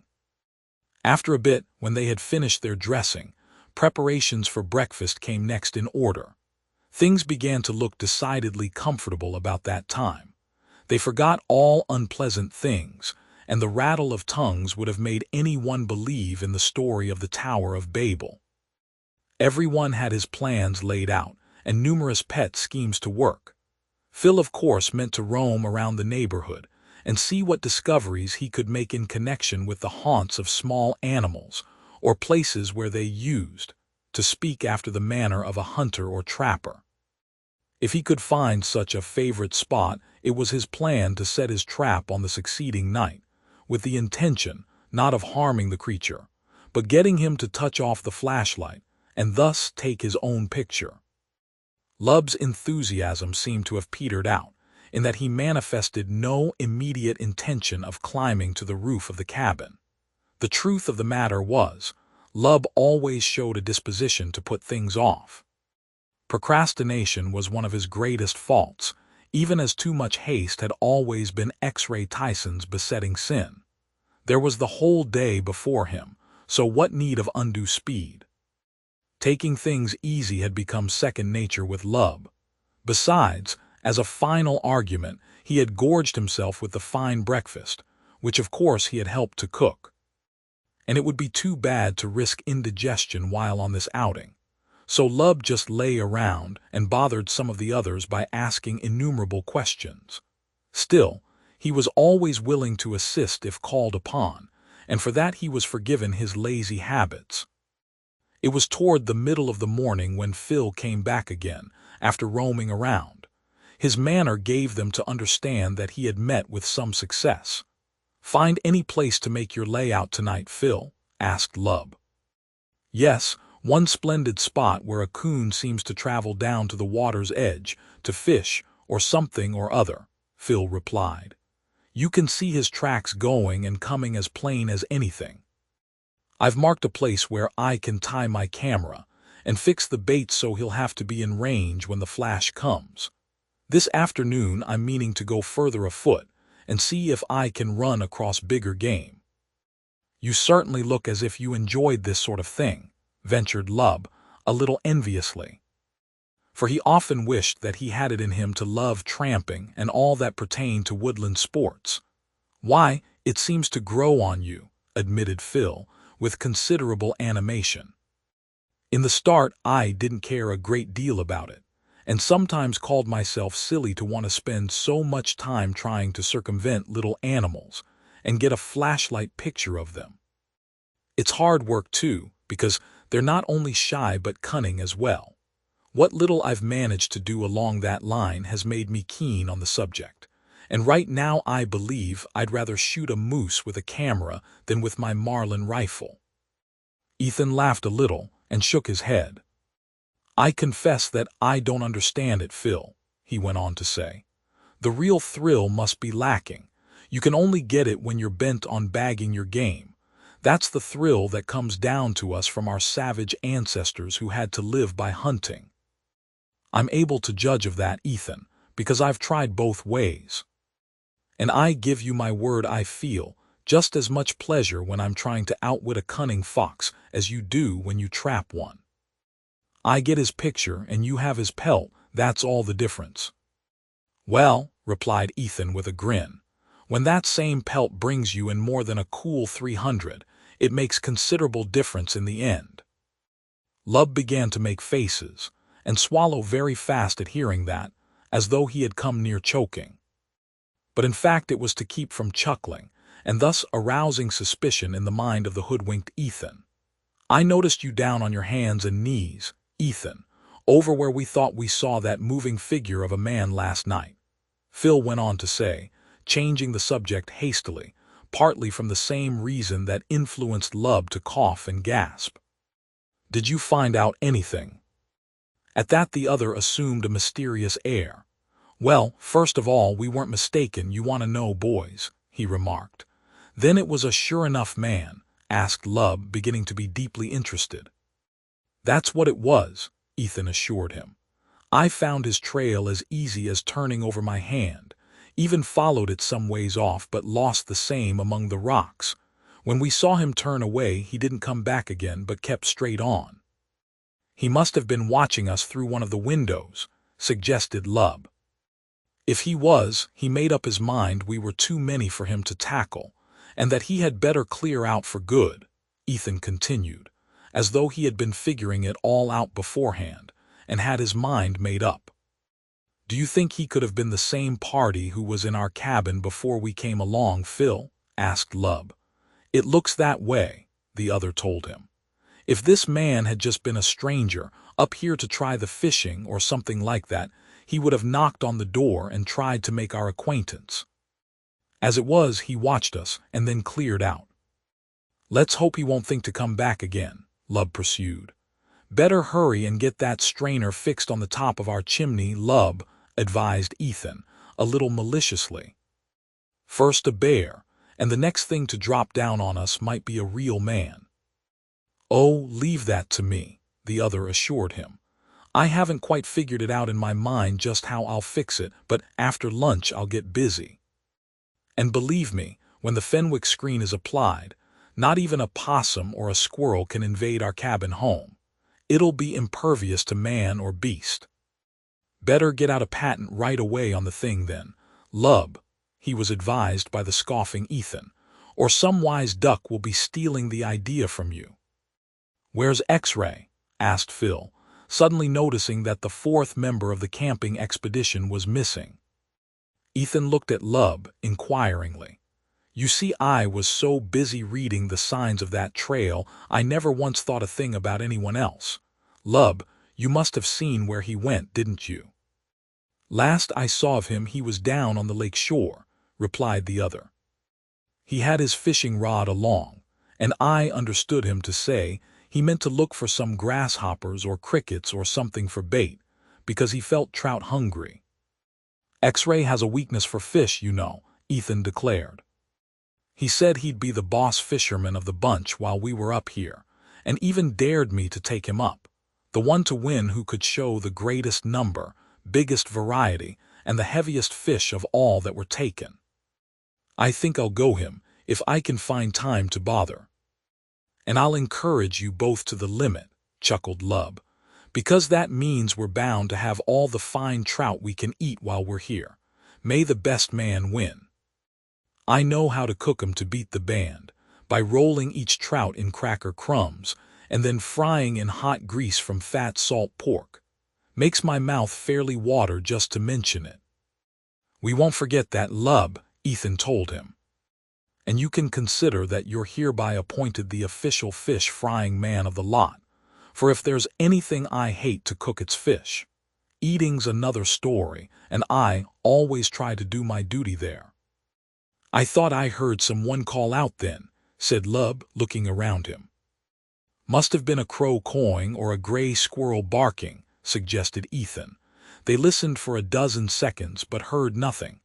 "I reckon I was mistaken about it," admitted Lub finally. "Only I wondered if X-Ray could have tumbled into any sort of trouble. He's spry enough as a rule, and not built like me. No danger of him not letting off a whoop if he ran up against anything like a rough deal," Ethan ventured. "Still, no harm done if we stepped down to the edge of the water and took a little look around," suggested Phil. "We've none of us paid any attention to the lake so far, only to take that early morning dip in the same. It seems to be about a quarter of a mile across to the further shore, and with lots of bays and nooks, as well as points of land jutting out like fingers. I think it was a splendid piece of water for trout. And I'm glad I own some land fronting on Lake Surprise." As they turned in the direction of the edge of the water, Lub's eyes were frequently cast upward toward the rude chimney that surmounted the back of the cabin wall. Evidently, he was endeavoring to figure out just how he might accomplish the task he had taken upon his shoulders, and arrange things so that while the smoke had free access to the open air, all manner of intruders would be kept out. When Lub did undertake anything, no matter how simple, he was apt to throw his whole heart and soul into the accomplishment of the same. To him, it meant that his reputation was at stake. Unless he made good, his chums would have the laugh on him for a long time to come. Ethan happened to be in the lead as they advanced. That may have accounted for the fact that it was him who brought them to a sudden standstill by throwing up a warning hand and exclaiming sharply, "What's that I hear? Sounds mighty like the drip of a paddle to me." "And there's a line moving out from the shore," added Phil, pointing. "There's something back of that point and moving in the water. Perhaps it may only be an old mother duck with her little brood. No, there it goes again. Ethan, you're right about it. That's the dip of a paddle. Whoever's got a canoe up here, they're heading this way because you can see from the ripples," Ethan continued eagerly. For versed in many of the secrets of woodcraft, the boy was quick to notice which way the successive ripples were moving. "Watch now, because he's going to push out from behind that tongue of wooded land," said Phil sharply. All of them stood there as if rooted to the spot. Their eyes were glued on the point mentioned by Phil, and back of which must be the canoe that was sending all those ripples forth, away from the land. "There it comes," breathed Lub, who was holding his breath and consequently getting frightfully red in the face. They could see the raised prow of what looked to be a genuine birch bark canoe poke in sight. In these modern days, when even the Indians up in Maine manufacture up-to-date canvas canoes by the thousand, it is a rare event to run across one made of birch bark. The trees that are large enough for the purpose have about all been destroyed, so the Indians claim, which accounts for the revolution in canoes. Further and further moved the boat. Now half of its length was seen, then 2/3, and finally the stern had passed the end of the point. The three watchers could now see that it was being softly driven by a paddler who sat in the stern and wielded a single blade. All of them stared, and Lub, strange to say, was the first to find utterance so as to voice his surprise. "Why, Phil, Ethan, don't you see who it is?" he ejaculated. "Who but our chum, X-Ray Tyson, sitting there as big as life and heading straight toward us. Where under the sun d'you reckon he found that canoe, and whose can it be?" Chapter 8. The Mountain Boys in Camp. Whoopee, hello X-Ray, where'd you pick it up? When Ethan called this out, the paddler waved at them and laughed. "Wait till I push her nose up on that fine sandy beach, and I'll tell you all about it, boys," he answered. 2 minutes later, and the prow of the birch bark canoe glided softly up on the shore. Laying his paddle down in the boat, X-Ray proceeded to pass along toward the bow, so that he could step out without getting his feet wet. Meanwhile, Lub was looking the canoe over, noting that it seemed to be in very good condition, and not at all weather-worn, as though it had been lying in the bushes for several winters and summers. "I ran across her," the finder started in to explain, "while I was pushing along through the scrub, meaning to get to a certain point. I'd picked up some hoppers and crickets and wanted to give the trout a try to see if they were hungry. Whoever owned the boat had hid her away, and not so long ago either, for there was a wet streak on her keel that no rain had made. She was lying bottom up, of course. "Have you been fishing in the canoe all this time?" asked Phil, sniffing the air, and then stepping forward to look for himself. Upon which X-Ray bent over and lifted out a string of a dozen pretty fair-sized trout. "How's that for a starter, Ethan?" he demanded joyously. "Think you can beat that for a beginning? Right back of that point there's the Boss Bay. And say you couldn't drop in a stone without hitting a trout, they're that thick. I stuck right in the same place all along, no need to move around." "You got a fine mess, though I believe I could eat that many myself," ventured Lub, eyeing the string hungrily. "Oh, we can get all we want," he was told. "It's only a question of finding the bait. They're just asking to be taken on. It's hit and come with them as soon as you drop your line in. The bait hardly sinks a foot before it's taken. I never saw anything like it in all my life. And fight say, they bent my rod double lots of times. I lost more'n I saved." "But about the canoe," Phil went on to say, "the chances are it must belong to whoever was in our cabin before we came." "That stands to reason, seems to me," Ethan agreed. "Well, he had the use of your shack goodness knows how long, Phil," said Lub, with an imitation of his father's solemn manner when delivering an opinion from the bench. "And it's only fair you have the use of his boat. Tit for tat, you know. One balances the other. Besides, we are not supposed to know whose boat it is." "There's something else I wanted to tell you about," remarked X-Ray. He was thrusting a hand inside his coat as he spoke. And when it came out again, the others saw that it held something like a buff-colored envelope, torn open. "Now, I found this same when I was nosing around," he explained. "It was caught tight away under this seat in the bow, and must have been blown there by the wind." "Looks like one of those telegraph envelopes," remarked Lub. "Which is exactly what it is," said X-Ray Tyson, as he offered the object in question to Phil. "There's an enclosure inside. Read it, and see what you can make of the same. It got me balled up a whole lot, I'm telling you." Phil quickly had the enclosure out. It was a printed form and had a message written upon it. "John Newton. Winchester, NY. Hold until called for. Stay where you are. Search grows warmer daily. Too bad for both you can't compromise. Rutgers." Phil read it all out slowly, and Lub listened very seriously. "First," Phil went on to say, "the man's name, or the one he goes by right now, is John Newton. It may be assumed, and I reckon the chances are all that way. He seems to be in hiding just as we thought. This is a friend who's warning him not to think of leaving his nest yet a while. The question is, what terrible thing has he done, and who's hunting for him?" "If you asked me," ventured Lub composedly, "I'd say it was all as plain as print. This man must be a counterfeit money-maker.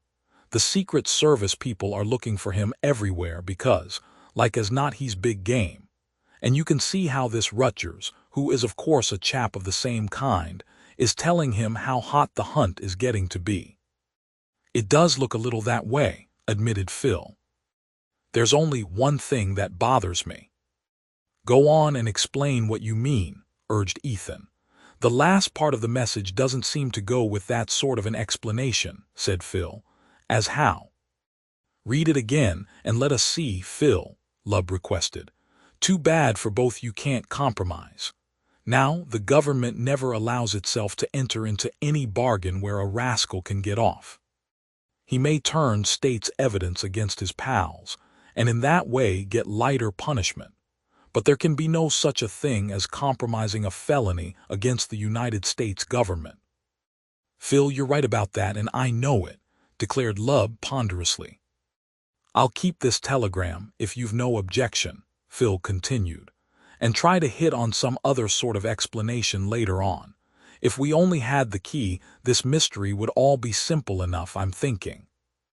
Well, what matters most to us is that we've got the canoe, and can find lots of uses for the same while we're up here at Lake Surprise," commented X-Ray. It was decided a little later on, after the trout had been prepared, that as the fish looked so inviting, they might as well start right in by having a feast at noon. "Well, anyway, it'll get us fixed for better things later on," sighed Lub, as he contemplated the 3 that would fall to his portion, and noted how small a mess that was going to be. However, he did prove that he knew how to cook them splendidly. When handed around, they were well browned, and as sweet as could be. Every one complimented Lub on his feat, and begged him to keep up the good work, which he readily agreed to do, never once appearing to realize that he was proving an easy mark. During the meal he was joked more or less about not having made a start with his screen on top of the chimney, and this must have spurred him on to showing his chums that he had conceived a clever scheme looking to that end. First of all, he managed to roll several logs against the lower part of the cabin.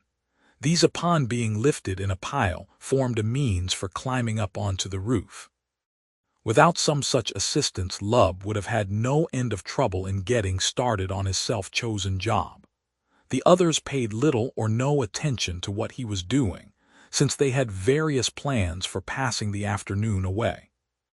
In fact, while Phil meant to take a wider detour of the neighborhood, to look for signs of game he could photograph, X-Ray had badgered Ethan into agreeing to accompany him out on the lake, to see which would catch the greater number of fish before evening came on.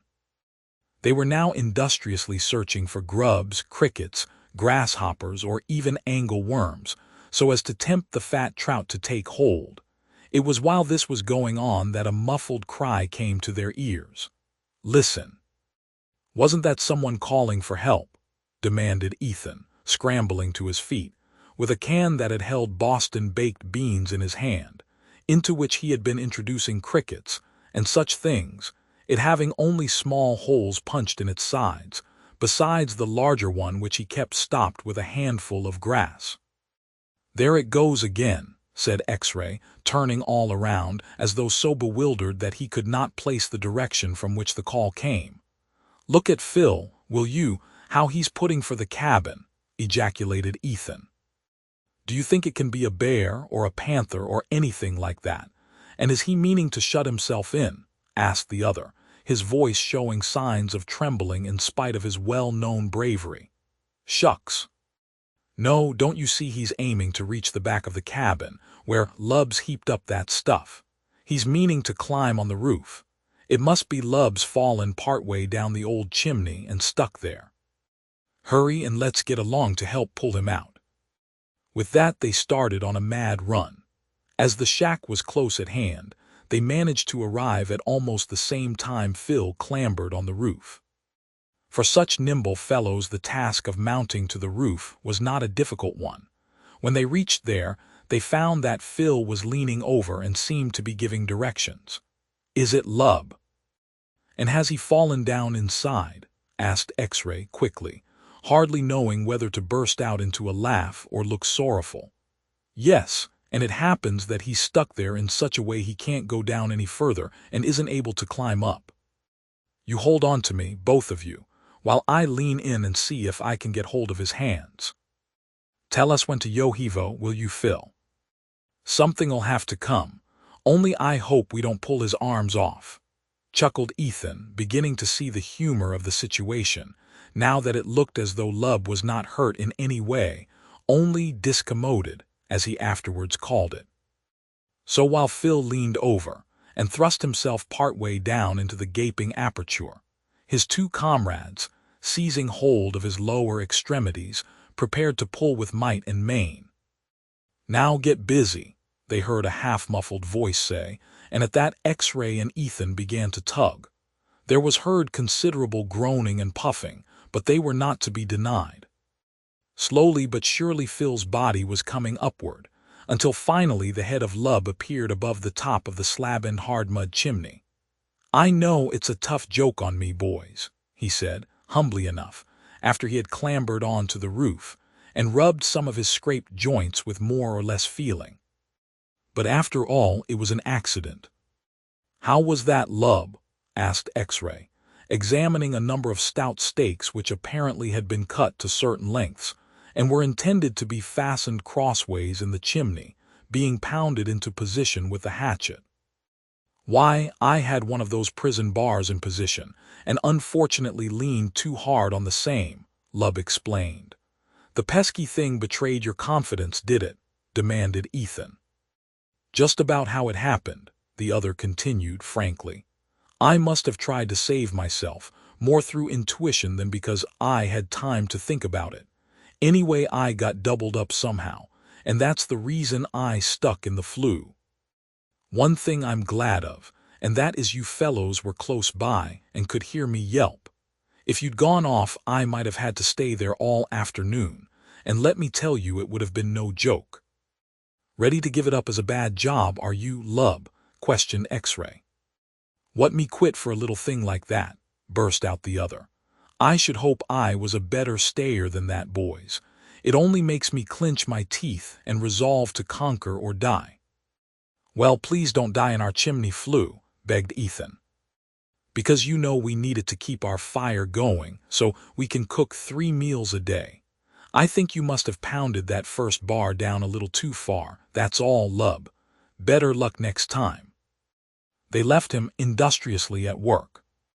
Having found to his sorrow where his mistake was, Lub would be more careful in the near future. And when he finished his task, no coon or squirrel would find it possible to have access to the cabin by means of the chimney, unless they first gnawed through the parallel bars. Shortly afterwards, having succeeded in procuring a good supply of bait, the two ambitious fishermen pushed off in the bark canoe. Ethan held the paddle, for he was a master hand at this sort of work, and could propel such a light-running boat with the deftness of an Adirondack guide, hardly a ripple being stirred, with the paddle never once taken from the water. Then Phil wandered off, after giving Lub directions for summoning them back should any necessity arise, which of course they had no reason to believe would be the case. Engrossed in his work of hunting high and low for signs of his quarry, Phil passed an hour or more. Then he returned to camp and found Lub resting after his labors, having completed his task. From his manner, it was easy to see that he felt quite well satisfied with what he had done. Later on they heard loud calls and saw the other boys coming in. X-Ray was wielding the spruce blade now, and in the bow Ethan held up 2 long strings of glistening and still squirming trout, as trophies to their united prowess with hook, rod, and line. It's beginning to get pretty warm work between us, said X-Ray, as they stepped ashore. I got 19 this afternoon, while Ethan he reached 26, so even with my 12 before that I'm only 5 ahead in the count. All trout, so variety isn't in the game yet. He hooked a sockdolager, but his line broke. Yet I'm willing to admit he's got one there that goes ahead of any I've taken. Get the scales and we'll measure up, Ethan. Lub rubbed his hands together when he learned how much in earnest the rivals were becoming. I reckon now, Phil, he said aside to the other, we're just going to feast on these here trout all the time we're stopping at your hotel. Encourage 'em to keep the game going. First we'll make out to think Ethan is bound to win, and then we can switch off on to X-Ray. You're getting to be a regular schemer, Lub, commented Phil, though he took occasion later on to follow out the advice given, and thus increase the seeds of rivalry between the fishermen. They had a glorious mess of trout for supper, and even Lub owned up that it was utterly impossible for him to stow away another one, so that several had to be wasted. None of them had yet shown any signs of becoming tired of the deliciously browned trout, and Lub even declared that if they would get him up betimes in the morning, he would fry another batch. The night favors my plan because you see how it's clouded up, Phil was saying, as he prepared to go and set his trap. That is, you mean you need darkness because your camera has to be set ready to take the picture, Lub remarked. Well, said Phil, that's the way photographers do when taking an interior, but I've got an arrangement attached to my camera that works different. When the animal pulls the string that is connected with the flashlight apparatus, he does something more. He exposes the plate for just a quarter of a minute. A time exposure, you mean, remarked Ethan. If you've no objections, Phil, I think I'd like to go along and see how you set the thing. Phil looked pleased. Only too glad to have you, Ethan, he told the other. Ethan had been the one who only lately had scorned the idea that any hunter could find so much delight in shooting game with a camera as in other days he had done with a gun. Phil began to feel encouraged.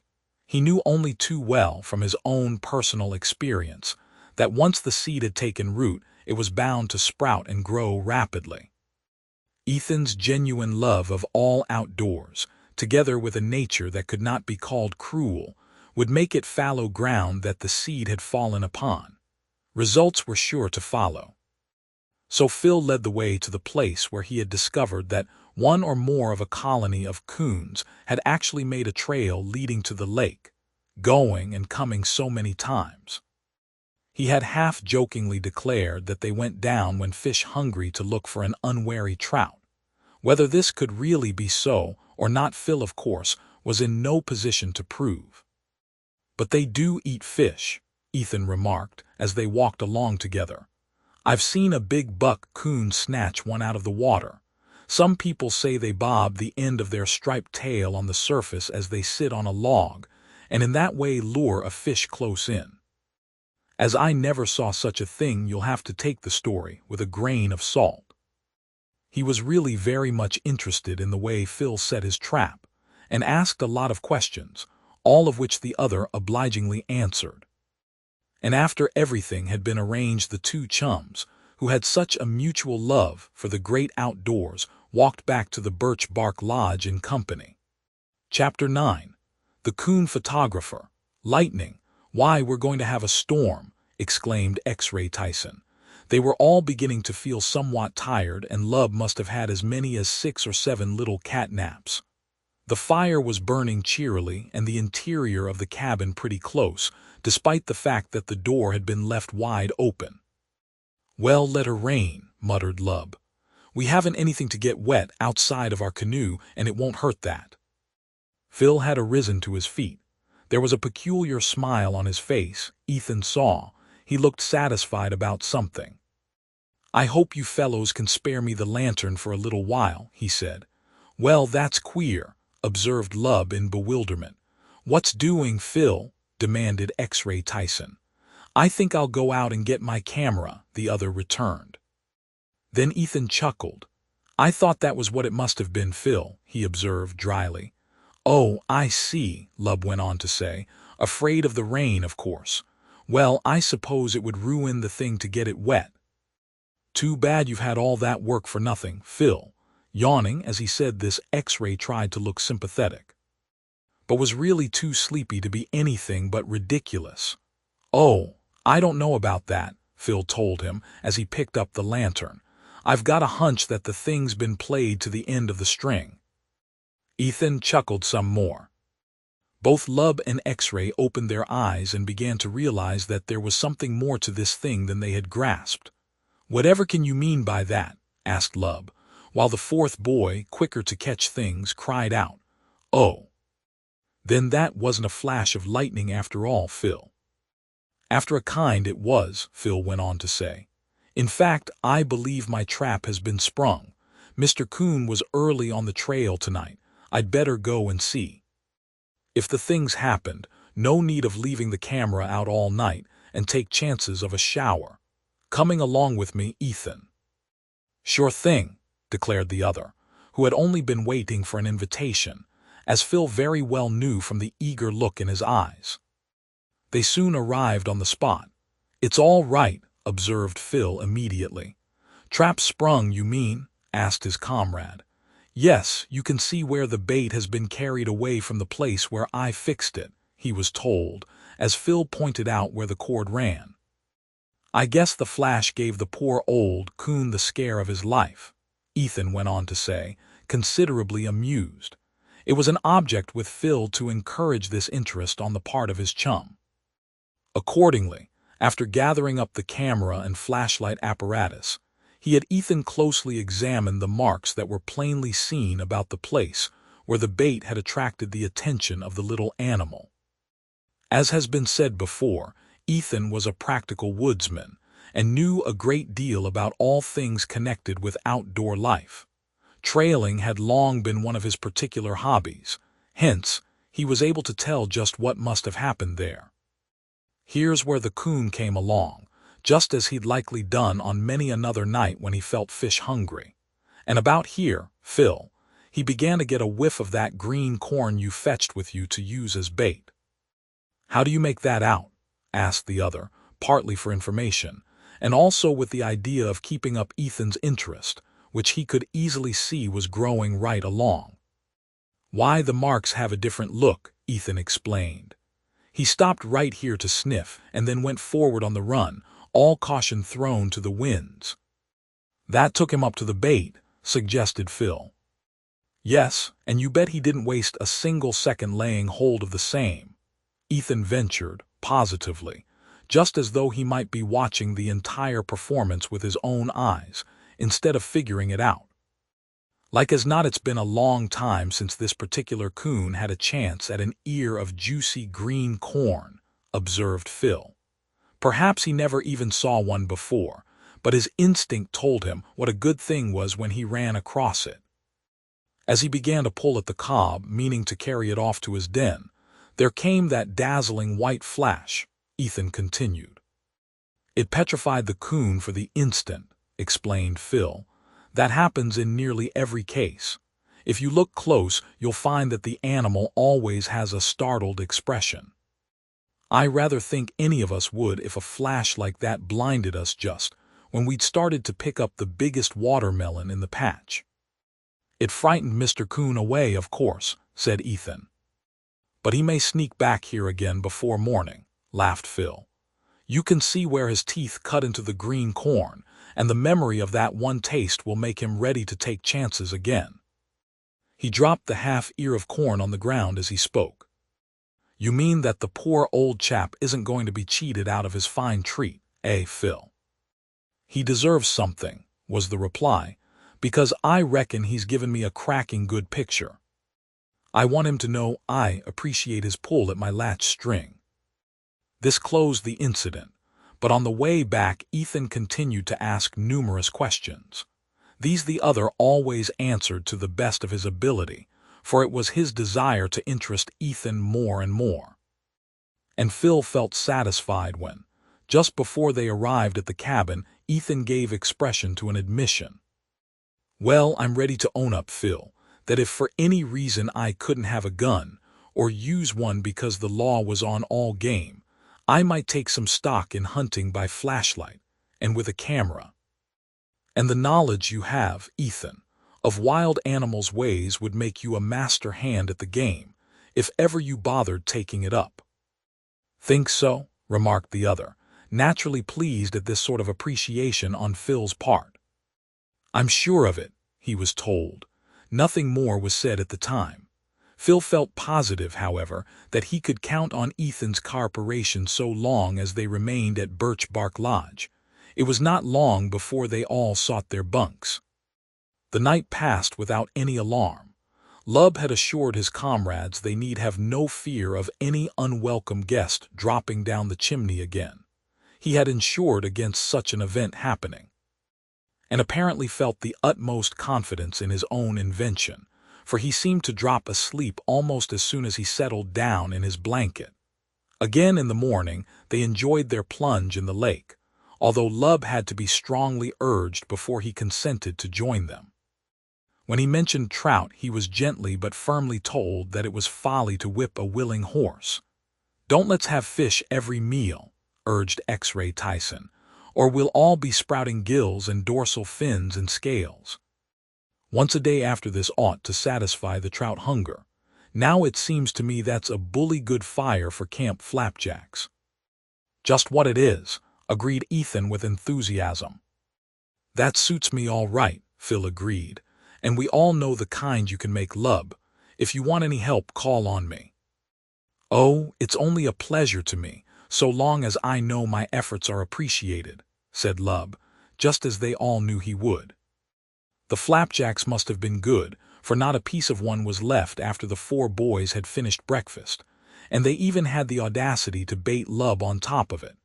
"Don't care how soon you repeat that mess, Lub," observed Phil. "Never tasted their equal," confessed Ethan. "And as for me," said the wicked X-ray, "I'll sure dream of the treat tonight, see if I don't." Whereupon, of course, Lub set about figuring out just how the little sack of self-raising flour would hold out, if he made flapjacks every single morning of their stay in camp. Lub was a lovable campmate, and so easily imposed upon. But then his chums were just as ready to do things for him in turn. Later on in the morning, seeing that the rival fishermen had started out again to depopulate the lake, and Lub was busy cleaning up around the cabin, Phil took a notion to wander off. He meant to cover quite some little territory this time, his object being to see if he could catch a glimpse of a deer. Of course, he carried his camera along, because it was always possible that some good chance might arise where he could use it to advantage. Phil believed in being ready. He was a hunter, and knew how exasperating it was to run across tempting game when one's gun had been left at home. Half an hour later, he found himself wandering through a section of woods that looked very promising. He fancied he caught a sound, and it was of such a peculiar nature that Phil stopped still to listen.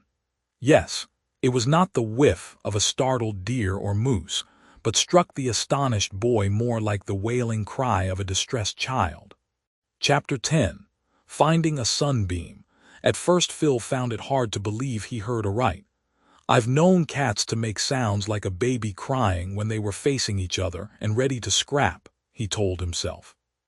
The more he listened, the stronger grew his conviction. "Even if it turns out to be a pair of spitting young bobcats," he concluded, "I'd like to snap 'em off. As to a child, what would one be doing away up here in this wilderness unless, by George now, that might be it."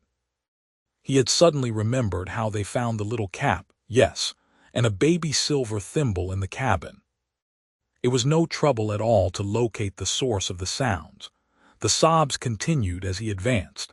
In a few minutes Phil was gazing with considerable surprise upon a figure outstretched on the ground. He could see it was a little girl, possibly 4 years old. She had golden curls, and when she looked up suddenly at hearing his footsteps, Phil discovered that she was as pretty as a fairy.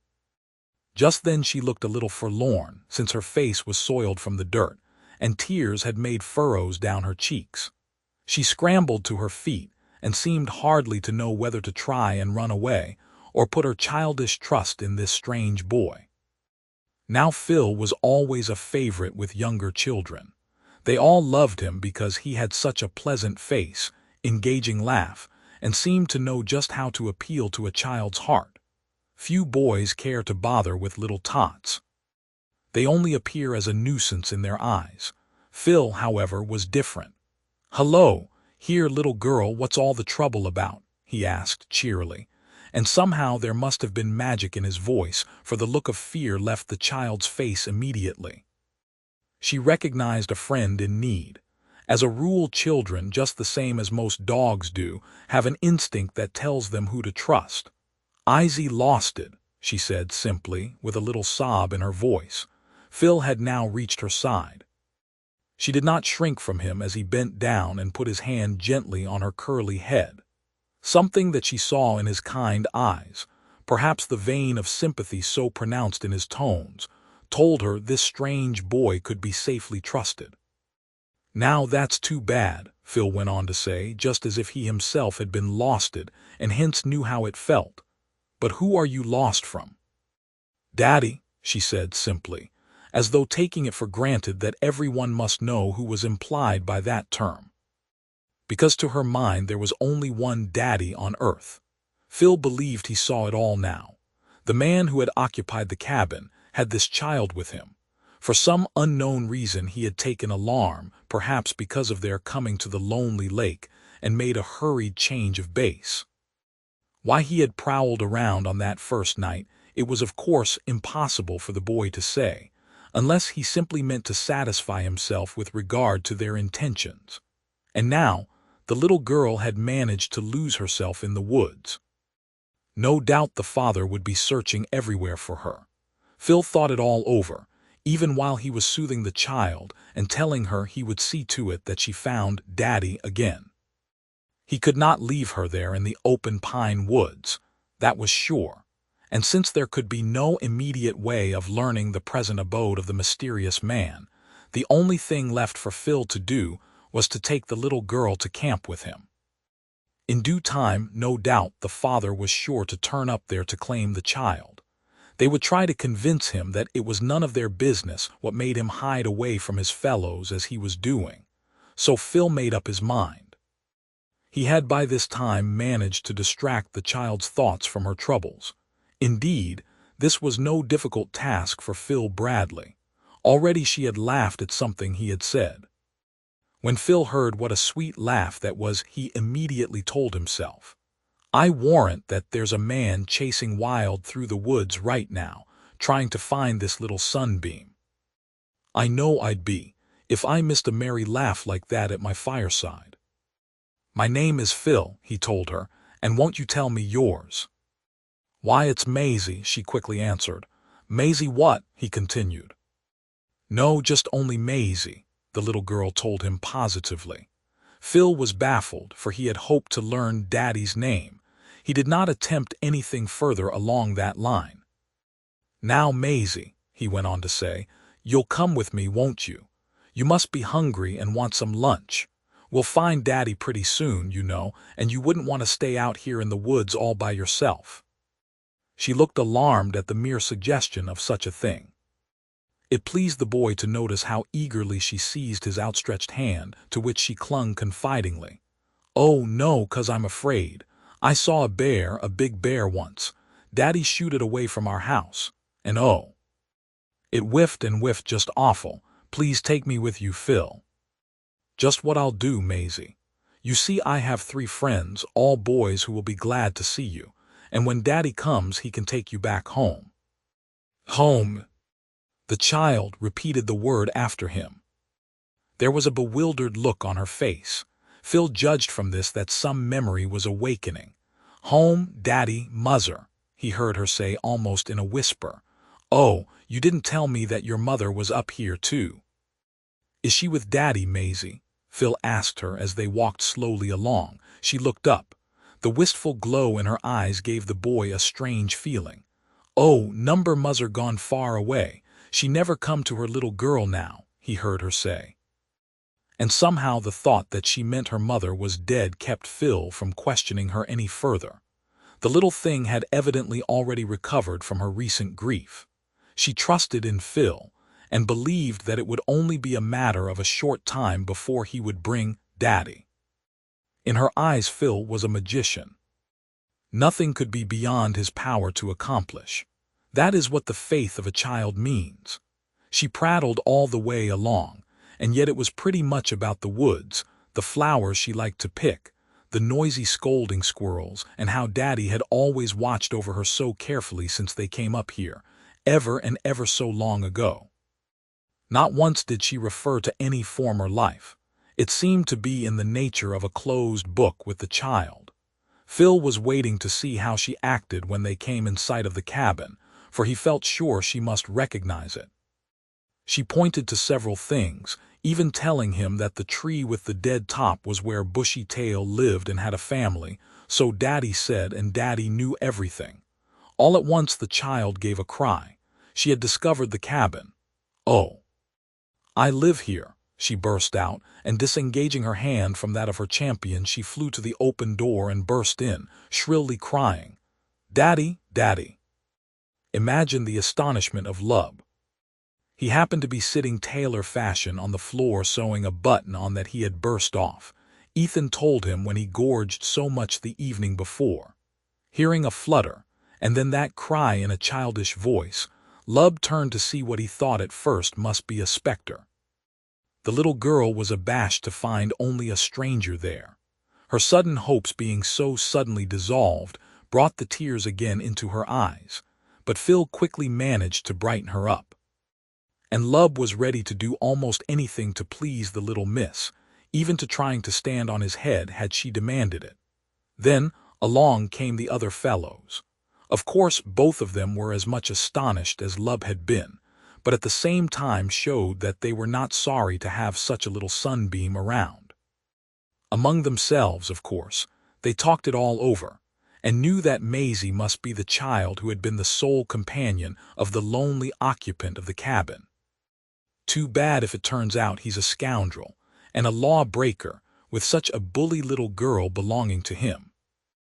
X-Ray Tyson said this, looking as he spoke at the suspiciously new coin he had picked out of a crack in the floor, and which he fully believed had been molded right there in that isolated cabin. "Don't count too much on that," remarked Phil. "You can tell that she loves Daddy above everything on earth. He can't be so very wicked, I guess." As the day wore on, all of them took turns in amusing the little girl. She proudly showed them a number of things that she had been in the habit of playing with when she lived here.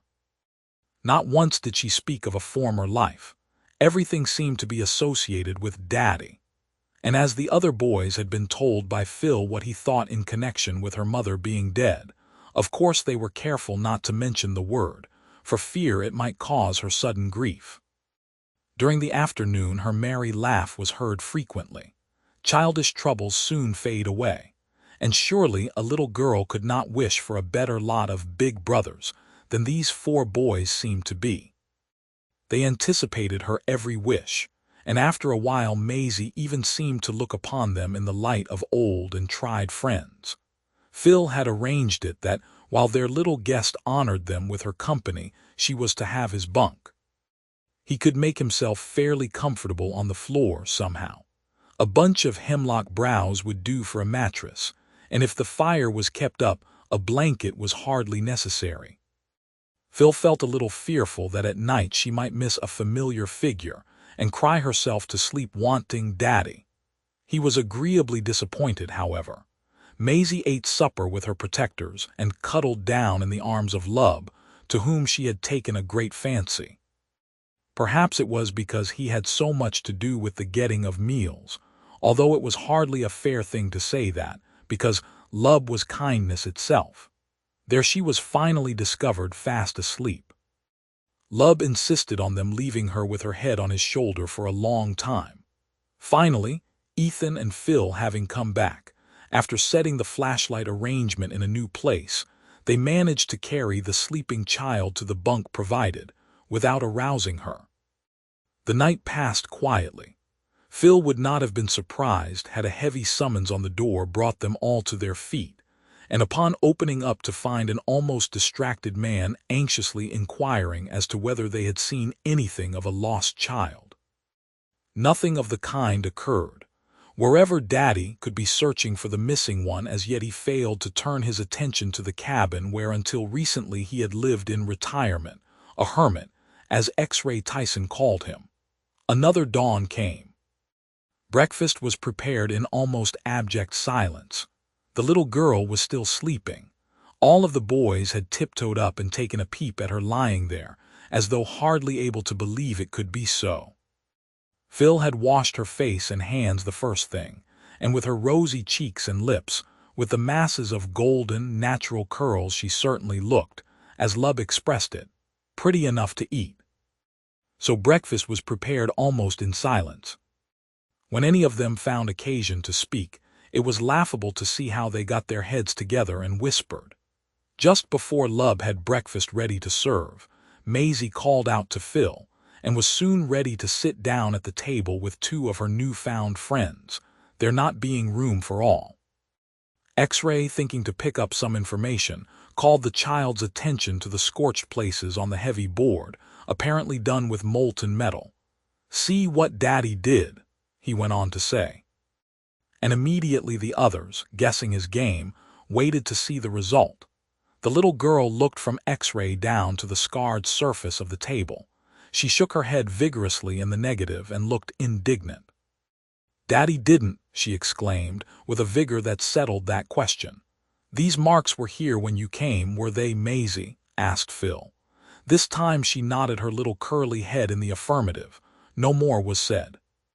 X-Ray took out his new 50-cent piece and looked hard at it. But if he half intended asking the child whether she had ever seen any like it, he changed his mind. Perhaps he did not fancy looking into those clear blue eyes and coaxing the child to unconsciously betray her daddy. After breakfast, the boys started to do various things. Ethan and X-Ray Tyson were more than ever bent upon fishing. They counted exactly even now, and the excitement was running high. "But after this," said Ethan, who had the soul of a true sportsman, "we mean to put back all the ordinary trout that are uninjured. We're no fish hogs, you must know. We'll carry the little scales and the foot rule along so as to measure what we take." "That's a sensible arrangement," Phil told them. "But then it's only what I would have expected of you, Ethan." They were still gathering bait close by the cabin when there broke out a terrible din. "It must be Lub," exclaimed Ethan. "Yes, I saw him wandering off in that direction a bit ago," added X-Ray.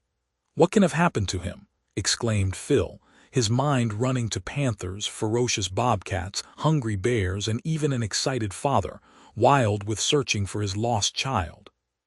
"There he comes now," cried Ethan.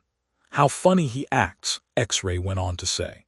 Indeed, Lub was carrying on as though he had gone suddenly crazy, leaping up into the air, thrashing with his arms and prancing madly to and fro. All the while they could hear him letting out hoarse yells. Chapter 11. An Encounter in the Pine Woods. "Help, chase 'em off, somebody, help a fellow, won't you? Ouch, they're murdering me by inches. Oh, my stars, what can I do?" "It's hornets," shrieked X-Ray, always as quick as a flash. "Meb a swarm of yellow jackets," suggested Ethan. "I can see something whirling around over his head. Gee, what if he runs here and gives us a dose? The cabin for mine." "Hold on," called out Phil, taking in the situation, and then raising his voice he shouted to the terrified Lub. "Throw off your hat as you run. There, that'll attract some. Now your coat. Never mind a sting or two, but do as I say." Lub, accustomed in matters of this kind to letting someone else do his thinking for him, hastened to obey. Immediately afterward he was heard calling piteously, "There's some after me yet, Phil, and oh, how they do hit you. I'm beginning to swell up right now. How'll I get away from the swarm, Phil?" "You tell me what to do, and quick." "Run for the lake and jump in," called out Phil. "Duck under and keep there as long as you can stand it."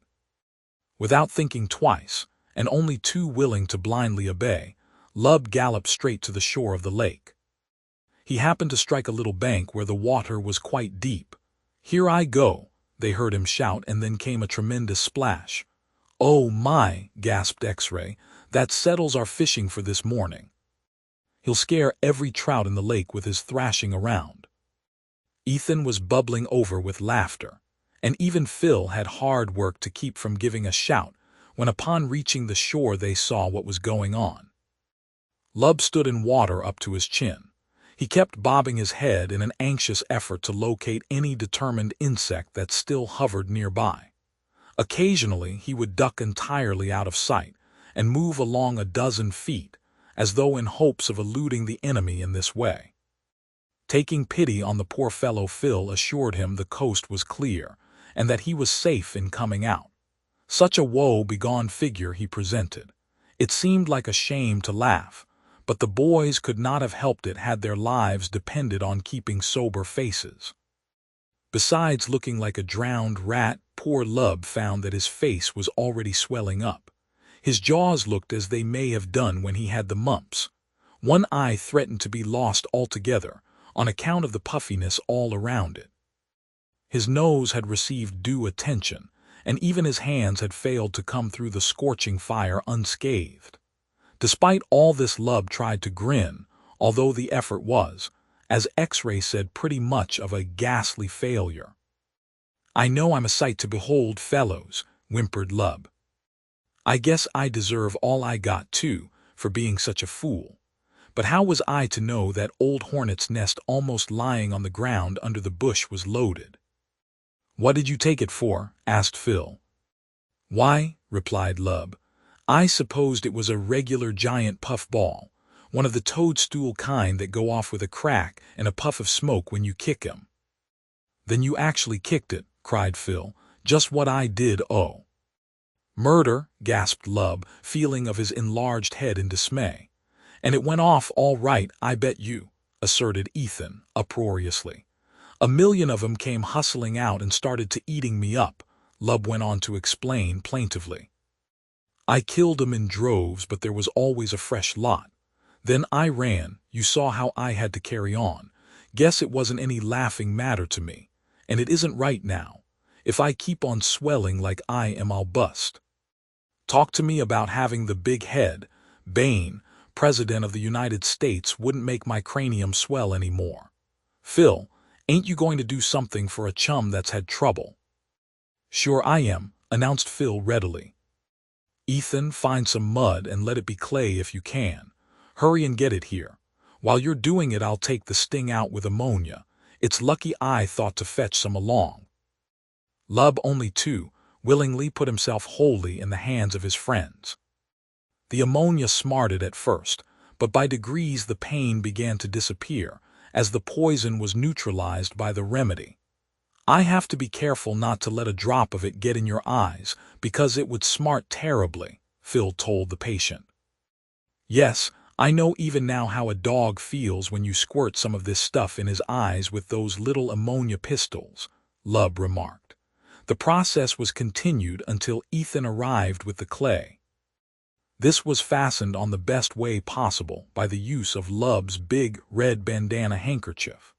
Phil had insisted on taking a snapshot of the victim of the hornets before he had his face bound up. He also got another view after this operation had been completed. "I'm doing this partly for your own good, Lub," he explained.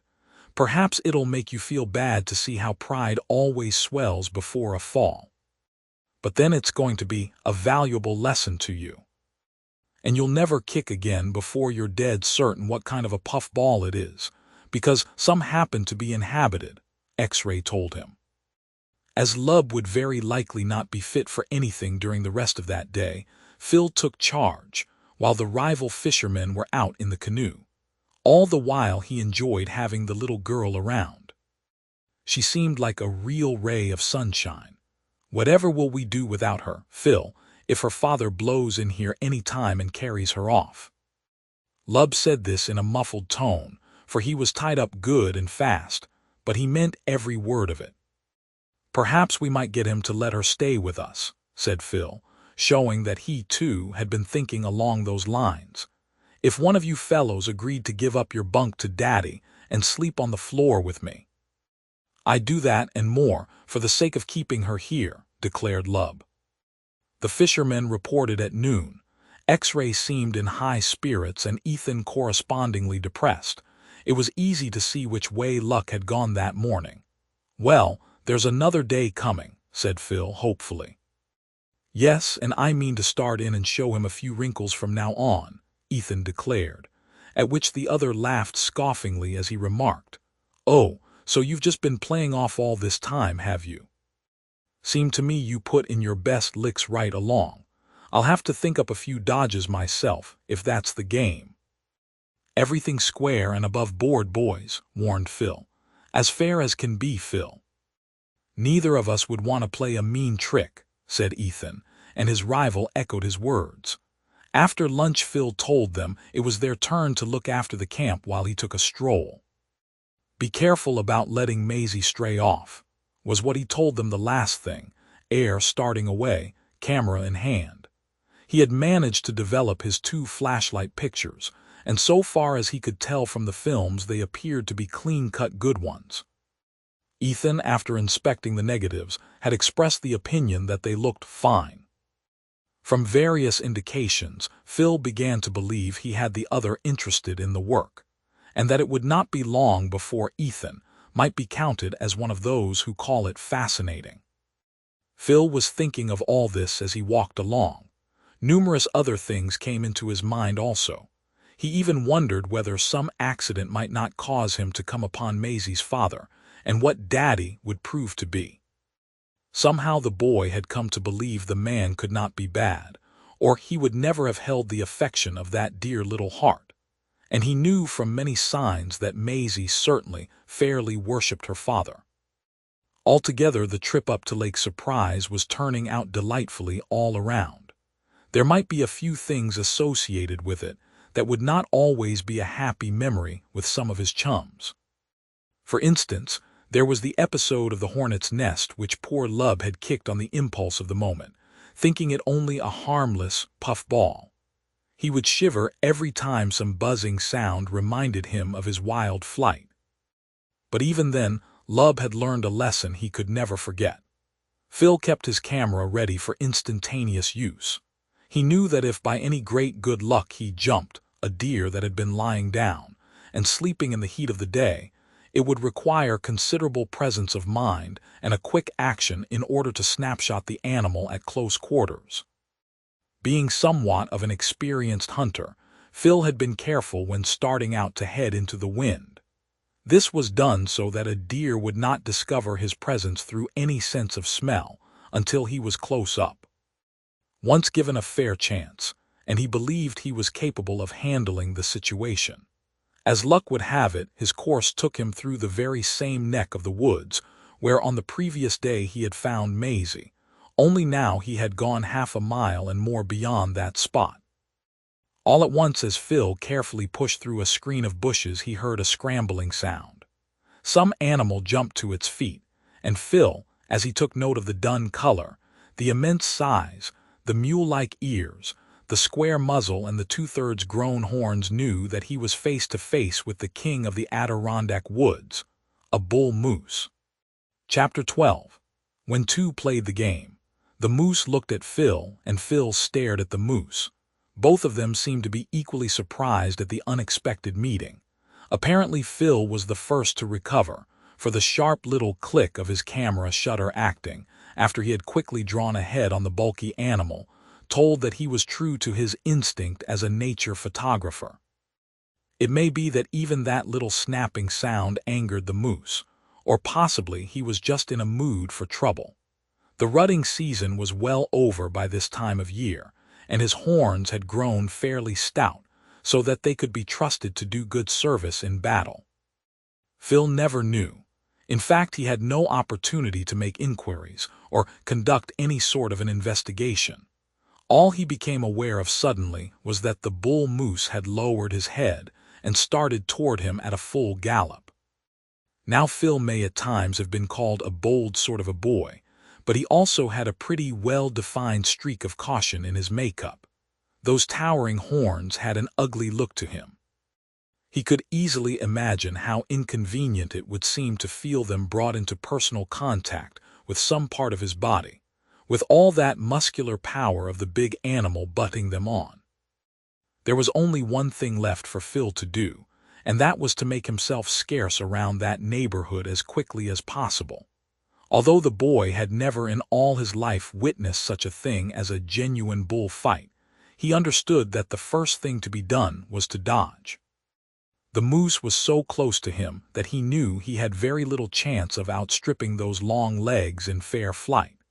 With this partly formed plan in his head, Phil ducked to the left and started to run. He could have no real motive in choosing this side, because there was no time to take even a quick observation and form a plan of action. As it turned out, luck favored him in making this hasty choice on the spur of the moment.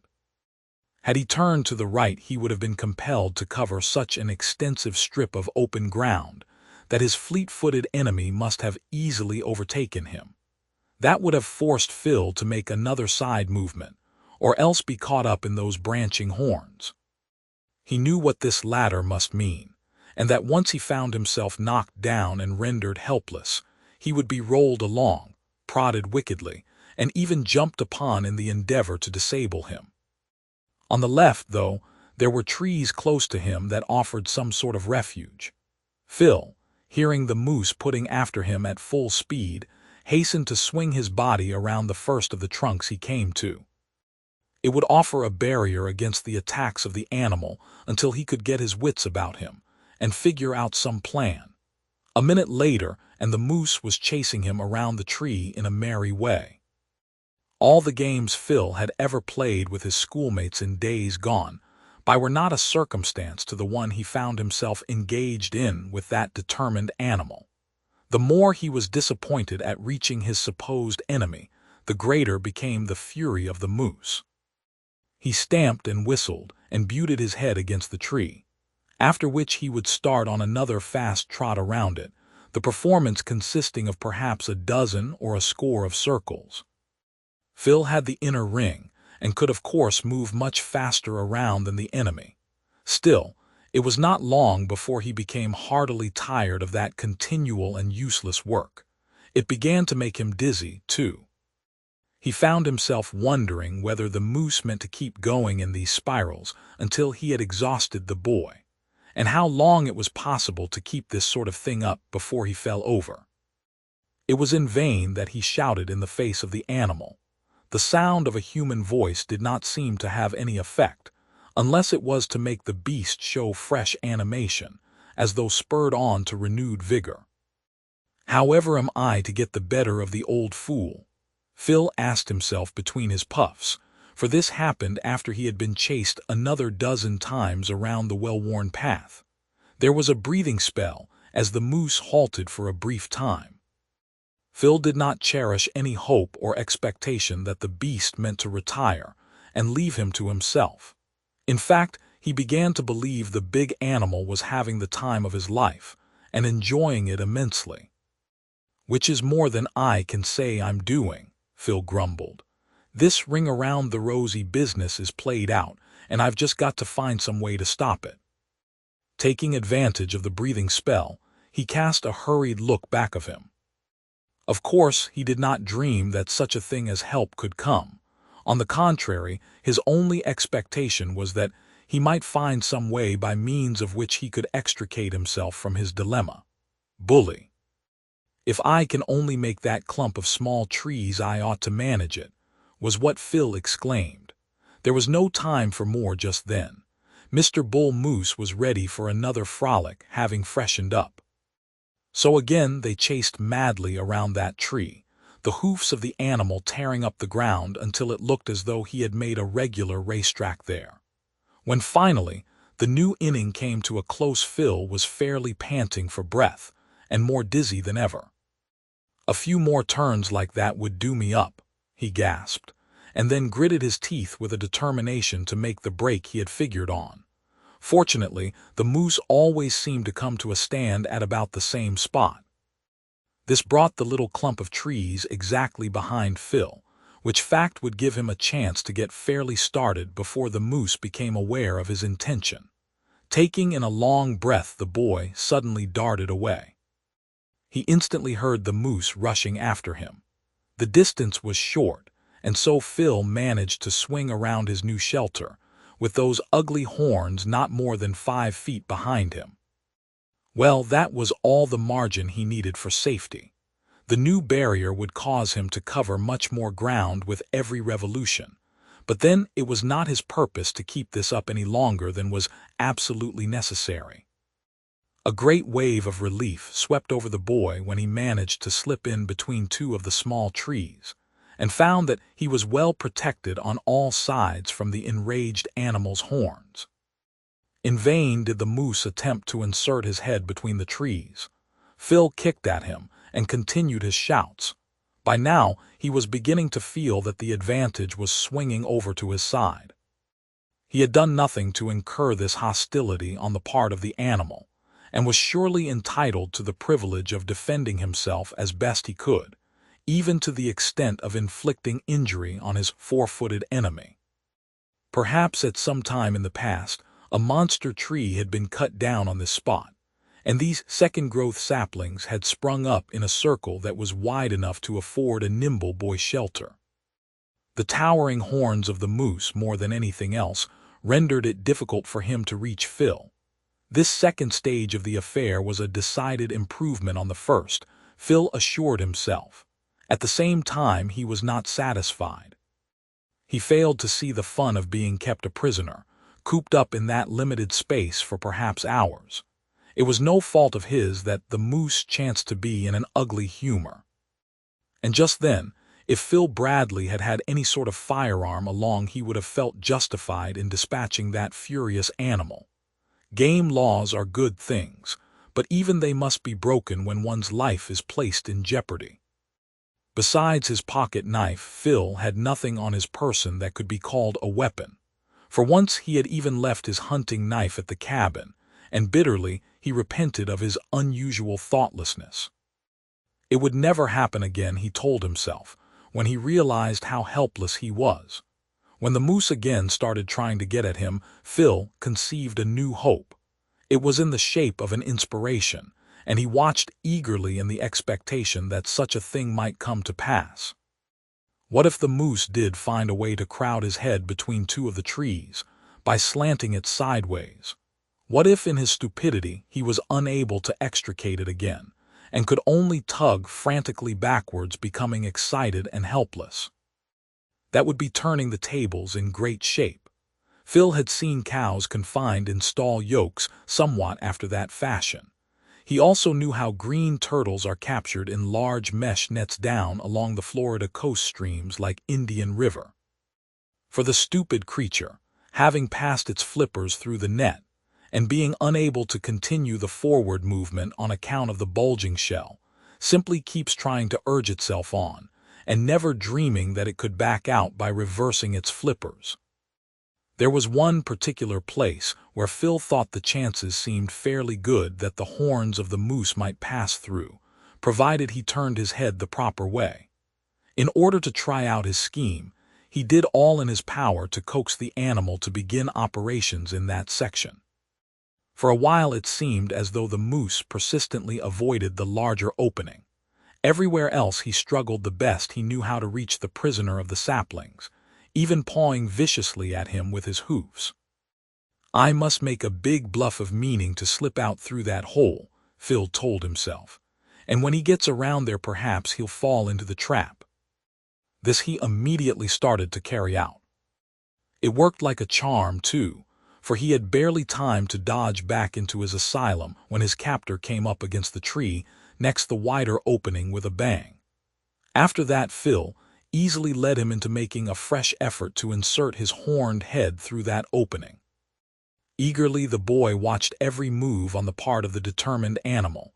Twice it looked as though success was about to crown the effort of the moose. "Keep going," Phil told him encouragingly as he tapped the animal's nose with the toe of his shoe just to keep his temper up, so he might not get weary of his task. One good turn deserves another. The third time takes the cake. Just manage to get your old horns through first, and then you can push that big head after as easy as pie. That's the way. Whoop. He's really done it. Of course, the moose could not understand the explicit directions which Phil was only too willingly handing him. But by some chance, he did manage to get his obstructive horns through, and then follow with his head. Though his shoulders would prevent him from going only so far, Phil thought he had been neatly trapped, and his next move was of course to slip out of the circle by another exit. Wonder now if I dare skip out and leave him there. Phil asked himself this as he saw that the moose had already taken the alarm over his condition, and was acting wildly, twisting his head in every direction, and straining to drag it out. What if his horns gave way or broke off? Oh, that time he came within an ace of getting free. He may be smarter than a turtle and remember how he pushed in. I'd be in a bad box if he did get free and chased after me again lickety-split. Phil believed it was his best policy to stay there and watch a while longer, just to see what the animal would do. If some time passed, and the moose did not seem able to extricate himself from his sad dilemma, then Phil believed he could take his hurried departure, though he meant to snap off a picture of the animal first. "Might as well do that same now, while I have the chance," he went on to say, and stepping well back to where he could get a fine view of the imprisoned moose, he again made use of his camera to advantage. Hardly had he done so than he saw the animal twisting his head again in a way that threatened to bring about the catastrophe which Phil dreaded. In fact, the boy had only time to once more hurriedly gain the shelter of the clump of trees when he saw the moose withdraw his head from its yoke. "Well, it looks like you might be a smart one," muttered Phil, as he found himself once more fast in the trap, with the enraged animal striking at him with his hoofs and making all sorts of queer noises that might be taken for threats. When this had gone on for nearly half an hour and there was no sign of a cessation, Phil started to exercise his wits again. First, he began an investigation of his pockets to see if there might not be some means for bringing this ridiculous and uncomfortable situation to an end. "What's this?" he exclaimed, as he drew forth a small package and stared at it, as if unable on the spur of the moment to understand what it was or how it came to be there. Then it flashed upon him, and he gave a wild shout of joy. "Why, would you believe it, this must be the little paper of black pepper I had in my pack. Lub was asking for some this morning, while cooking breakfast, and when he handed it back to me, I must have dropped it in my pocket without thinking what I was doing, meaning to put it on the shelf when I stood up. Hurrah, if ever a pinch of pepper was worth its weight in gold, that time is now. It seems mighty cruel to do such a thing, but what else is left to me?" Of course, it was an easy thing to get close enough to the moose to scatter some of the pepper over his head. It did seem a cruel thing to do, and Phil would never tell the story without a feeling of shame, but he considered that his life was at stake, and hence he was justified in going to such extreme measures. The actions of the bull moose immediately told that the siege was going to be called off without delay. He shook his head, snorted furiously, and then turning galloped away. Phil saw him collide with a tree before he passed from view, and the sight caused him to utter an exclamation of pity. "But he'll pull through it in time," the boy was saying as he came out of his place of refuge. "By tomorrow it'll be pretty nearly over. I wonder if he's learned a lesson and will give two-legged strangers a wide berth after this." Well, it was all his own fault. He had no need to get into such a tearing rage because I took his picture. But let me tell you, I'm as tired as if I'd been running a 10-mile race. Every muscle in my body aches from the sudden jumps I had to give. Phil felt that on the whole he had come out of the scrape with honors, and whenever he looked at that picture of the moose with his head fast among the saplings, it would be apt to remind him forcibly of the adventure. "No more tramping for me today," he continued, shaking his head. "I've had good and plenty of it. The rest can wait for another time. Even if I didn't snap off another view all the time I was up here, I'd feel it paid me to come. But I've got a few more cards up my sleeve to play. That flashlight business is going to pan out just great, I can see. Now to head for home. I can imagine how the boys' eyes will stare when I tell them what I've been up against and prove it with that picture." Chapter 13. How Daddy Came Back. In order to see more of the country, Phil took a notion to change his course while heading for the home camp. This turned out to be another of those little things that occasionally happen by accident, but which afterwards seemed to have been inspired. He had not been walking along more than 10 or 12 minutes before he came to a sudden pause. What under the sun could that have been, he asked himself, listening intently. Sounded as near like a regular groan as anything could be. Ridiculous as it might seem, Phil even thought of the suffering moose, and wondered whether the distressed animal could have taken shelter in that thick copse to moan with pain. Then again he heard the strange sound. It must be someone's lying there and in pain, Phil observed, though the idea gave him a thrill of apprehension. He stepped closer, and when for the third time the same type of noise welled out of the bushes, he made bold to call. "Who's there? Do you need any help?" There was a rustling sound. Then the bushes parted, and he saw a man's face peering at him. Phil could not remember ever having seen that face before, and yet it struck him that he ought to be able to give a good guess who the other was going to turn out to be. He had Maisie in his mind just then. Her daddy was the only man known to be around that neighborhood. The other beckoned to him, and as Phil approached he went on to say, in a voice that was half muffled, both with pain and anxiety, "Oh, I'm glad that you've come, boy. My leg is broken, and I've got to the point where I can't seem to drag myself another yard. I'm hungry too, and crazy for a drink of water. But I was just making up my mind I might as well give up and be done with it, because if she's dead there's no use of my living." That settled one thing in Phil's mind. The man was Maisie's father. Already the boy could see that he did not have the look of a villain. Pain and want had made deep lines on his face, but somehow Phil believed the other was all right.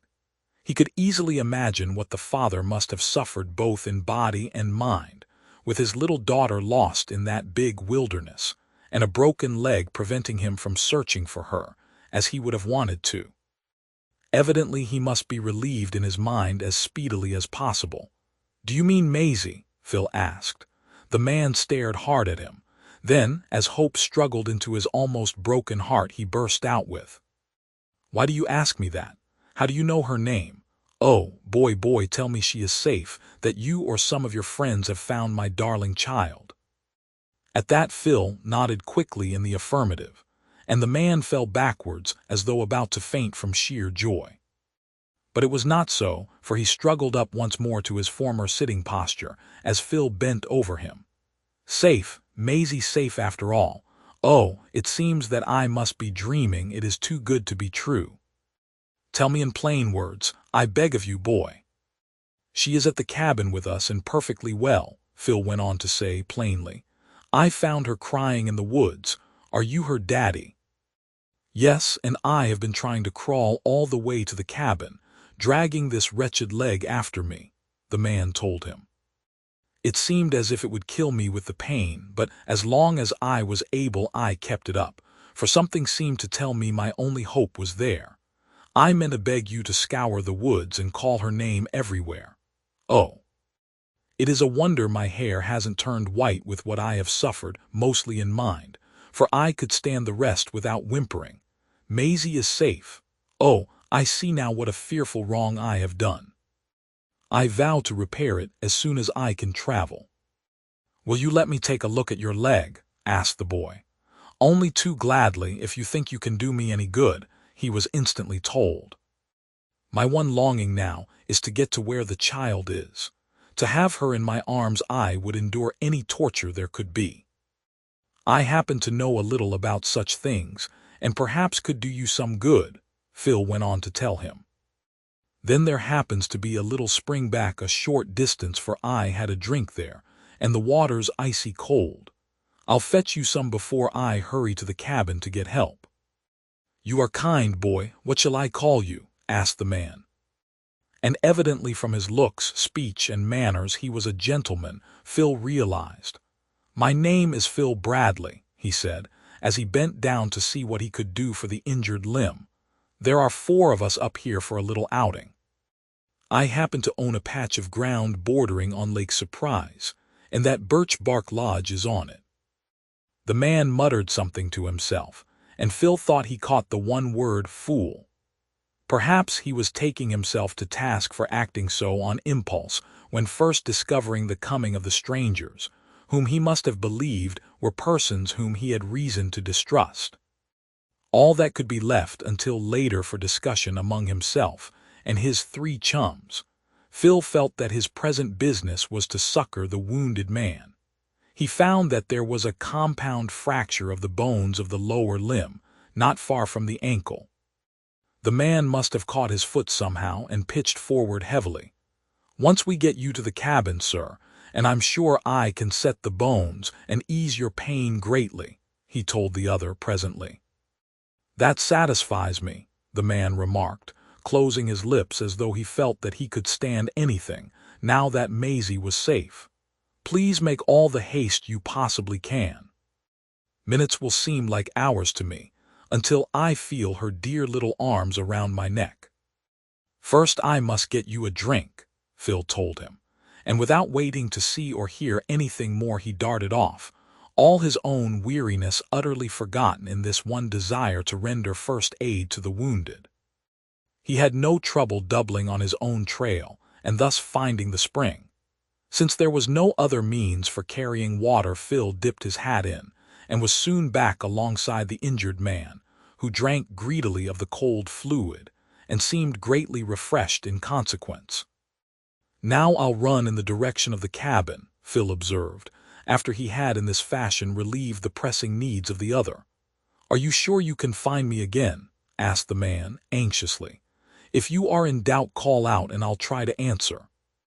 I heard shouts a little while back, but my throat was too dry for me to make a sound above a groan." "You heard me having a little circus with an angry bull moose that had me backed up behind a tree," Phil told him. "But never fear about my being able to come straight here. I'm woodsman enough for that and take my bearings as I go. Look for us to come inside of an hour, sir." With that he was off on a run. Just as he had said with such assurance, he had his bearings and knew just which way to go in order to reach home. Before 20 minutes had elapsed, Phil burst upon those comrades who were clustered in front of the cabin, watching the little girl do some cunning dance steps which she could hardly have learned up there in that wilderness. Judging from his excited condition that Phil had met with an adventure of some sort, the boys began to ask numerous questions. "Never mind what it's all about, fellows," he told them. "I want Ethan and X-Ray to come with me right away. Lub, you look after the cabin, and Maisie. Ethan, fetch your camp hatchet, and we will need some ends of rope. Hurry, both of you. I'll explain after we're on the run." The blank expression on poor Lub's face told better than words what he thought of being left out in the cold that way. Still, he was so accustomed to doing what he was told that such a thing as rebellion never once entered his head. Besides, he must have realized that someone had to stay with the child. And when it came to sprinting, as Phil seemed to think was going to be necessary, Lub was not built for quick action or long continued running. Phil had hardly time to draw a dozen long breaths before the other boys announced that they were ready to accompany him. Wonder was written in big letters all over their faces. The little Phil had said must certainly have aroused their curiosity until it reached fever heat. "Now, for goodness sake, open up and tell what all this is about, please, Phil," begged X-Ray Tyson as they ran along in company. It was no time to even mention anything concerning the stirring adventure with that stubborn and combative moose bull. Later on he could relate the story, and perhaps show them the pictures he had taken to prove his marvelous tale. "Man up in the woods here a ways with a broken leg," he started to say. Is that so?" exclaimed Ethan. "Maisie's daddy for a cookie," cried X-Ray, always the first to alight on a solution to a puzzling question. "Yes, that's who he is," Phil went on, jerking out his words somewhat because he was using up his wind in running. "He broke it while hunting for the child, and has been nigh crazy ever since. Struck him he might get help from us. Started to actually drag himself all the way there, petered out in the end. Bad shape too, but think I can pull him through all right." "You want us to help get him home, is that it, Phil?" demanded Ethan. "Yes, we've just got to do it. Poor fellow needs lots of attention. He'd likely die if left much longer. I think gangrene would set in and finish him. Glad I fetched along my little medicine case with bandages and such things. Thought one of us might get into trouble and need it. Handy thing to have around in the woods." "It sure is," agreed X-Ray Tyson. "But how can we carry a man all the way to the cabin, Phil? If he's that bad hurt, it's going to be a hard job." See this hatchet?" demanded Ethan, flourishing the article in question before the eyes of the other. "Well, with that sharp edge it won't be a hard thing to tinker up some kind of stretcher." That's what Phil had in mind when he told you to fetch some rope ends along. "Just what I did," Phil assured them. "But hold on now and save your breath for running. You'll need it all. We'll get there in 10 minutes more, I think." About that time had elapsed when Phil sighted the spot where he had left the wounded man. He knew it from the landmarks he had impressed on his mind. And both going and coming the boy had maintained a constant watch, so as to make sure that he continued in the direct line he had laid out. "There he is," he suddenly exclaimed, as he saw a hand feebly waving from the covert of bushes. "Oh, I'm glad you've gotten back again," the wounded man told Phil. "It has seemed ages since you left, but I watched the sun and knew that the hour had not passed that you said it might take. These are your friends, are they?" "Yes, Ethan Allen and Raymond Tyson. We mean to get busy and make some sort of a litter that will do to carry you on. Let's see, you begin and cut some poles, Ethan." As the boy with the camp hatchet knew just what sort to select, he was soon busily engaged in chopping down small saplings. As these were trimmed of branches and cut in proper lengths, the other boys began to splice them together. After all, it was not a hard task. Although possibly none of them had ever built such a thing as a stretcher, they knew in a general way how it must be done in order to accommodate a wounded man. There were 4 handles by means of which it could be gripped and carried. These 2 main braces, of course, were extra strong and made of hickory. Then the others were shorter and not so thick, so that the body of the stretcher might bend somewhat. When the thing was completed, the boys found some hemlock browse, with which they made as soft a bed as possible. "Now, if you can stand for it to let us lift you, we'll soon be on our way," Phil went on to say to the injured man. "I can stand anything but continued suspense," the other declared, bravely. They could see that he had to shut his teeth tightly together in order to keep back his groans while they were lifting him as gently as they could. But despite his white face, the man tried to smile at Phil when he saw the look of pity on the boy's face. "Don't mind me, I'm all right. You're doing famously. I'll never forget it either," he said between breaths. Phil took one end, that nearer the patient's feet, while the other boys managed the second pair of handles between them. The stretcher had been made purposely narrow at the foot, so that one bearer could handle it. "If you get tired, sing out, Phil, and we'll change all around," X-Ray remarked. It was not hard work after all. The man happened to be of medium weight and not unusually tall, so with only 2 short resting spells they carried their burden all the way to the shore of the lake. How eagerly he leaned over one side of the stretcher, and strove to catch a first glimpse of his child, over whose fate he had been almost losing his mind while lying there, wounded so grievously in the pine woods. Lub heard them coming. He stared almost stupidly at first, hardly understanding what it was they were carrying. Perhaps Lub even thought it might be that pugnacious half-grown bear cub which had attacked Phil in the forest and suffered in consequence. He quickly understood differently, however. There was a flutter near him, a swift patter of childish feet flying over the ground, a gasping cry, and then little Maisie was clasped in the eager arms of the man on the litter. Regardless of the pain his exertions were causing him, the father pressed his darling to his heart, while a look of supreme joy came upon his white face. Then Phil had to bend over and unwind the arms of Maisie from the neck of Daddy, for he suddenly discovered that, what with his emotions and the agony of his broken limb, the man had fainted dead away. Chapter 14. The Puzzle of It All. What do you make out of it all, Phil? When Ethan asked this question, 2 days had elapsed since they brought the wounded man to the cabin. Much had happened during this time. In the first place, Phil had proven himself a splendid amateur surgeon, for he had set the broken bones and attended to securing splices so that they would be kept in proper position while the mending process continued. Of course, this was somewhat old-fashioned, because a doctor would have set the limb in a plaster cast, but Phil's way promised to answer for all practical purposes. The man had improved remarkably. He was even cheerful, though at times Phil had seen him shake his head and could hear him sigh. This was always while he was watching Maisie, and it did not require much to tell the boy that whatever was upon the man's troubled conscience concerned his child. "It's pretty hard to say, Ethan," he told the other. "I can't make up my mind that he's any sort of a scamp. His actions tell us that, you know. And it's hard for me to believe that any man who loves a child as he does that one of his can be a bad man," Ethan declared, emphatically.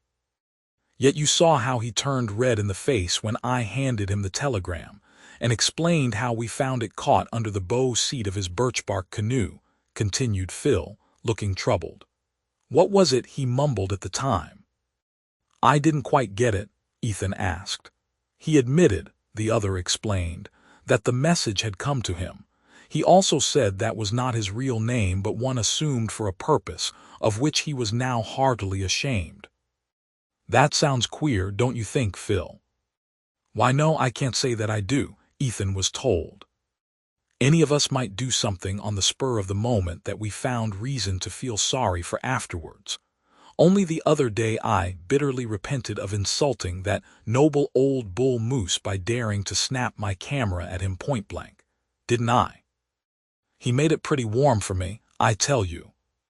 But this mysterious man must have done something dreadful to have him say he was so repentant," persisted Ethan. "You're only jumping at conclusions," he was told bluntly. "I heard him say at the time he was lying there in the pine woods and suffering, that he realized he had done somebody a great wrong, and that if he lived, he meant to right it. Now, according to my notion, that was a fine thing for him to say." "Mebbe so," remarked Ethan. "I've heard my father say that the best men are those who have been through the fire, done some wrong and repented, so that they think they must spend the rest of their lives making good. And between us, I kind of fancy Maisie's daddy. He seems to be a pretty nice man." "Maisie evidently thinks there isn't another like him in the whole world," Phil told him. "Look at her now as she sits there holding his hand." "Why, Ethan, believe me, I can see what looks mighty like a tear running down his cheek. Yes, there," he wiped it away and shook his head. "That man's made up his mind to some big sacrifice, you mark my words." "Then it must be in connection with Maisie," added Ethan quickly. "Because the sun rises and sets with her, in his opinion." "I wonder now," began Phil, with lines on his forehead, as though a sudden idea had flashed into his mind that he hardly knew how to handle. "What are you thinking about?" inquired Ethan, who knew the signs. "But then there's no doubt he's her father, so that could hardly be," Phil went on to say, as though crushing the suspicion that had arisen. "Well, what about it, Phil?" "Oh, I just happened to wonder if he could have stolen the child from someone, and had now made up his mind that it was wicked, and she must be returned. But then, how could a father be tempted to steal his own child? I reckon that must have been a silly notion.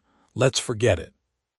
"Like as not we'll never know," Ethan observed, a little provoked, it seemed, on account of not being able to solve the mystery that surrounded Maisie and her daddy.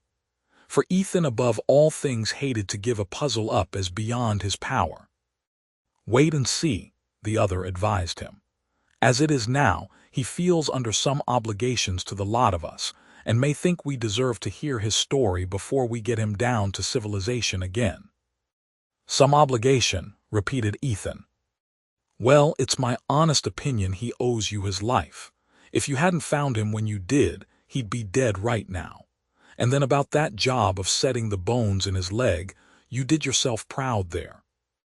It'd be a queer thing, and ungrateful in the bargain, if he said goodbye, and never once opened up to explain things."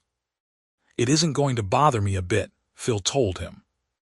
"Now, is that a hint that I'm foolish to keep it on my mind?" asked Ethan. "If the shoe fits, put it on," his chum told him. "But one thing's sure, he'll never be able to walk on that leg by the time we expect to start home. Which I take it means we'll either have to carry him all the way down to the village on that stretcher, if it takes 2 days. Or else one of us go after a team. Without any road up here," Phil explained, "it would be a hard job to get horses to the lake, and then the going would be so tough he'd suffer terribly. So as near as I can see it looks as if we'd have to work that stretcher again."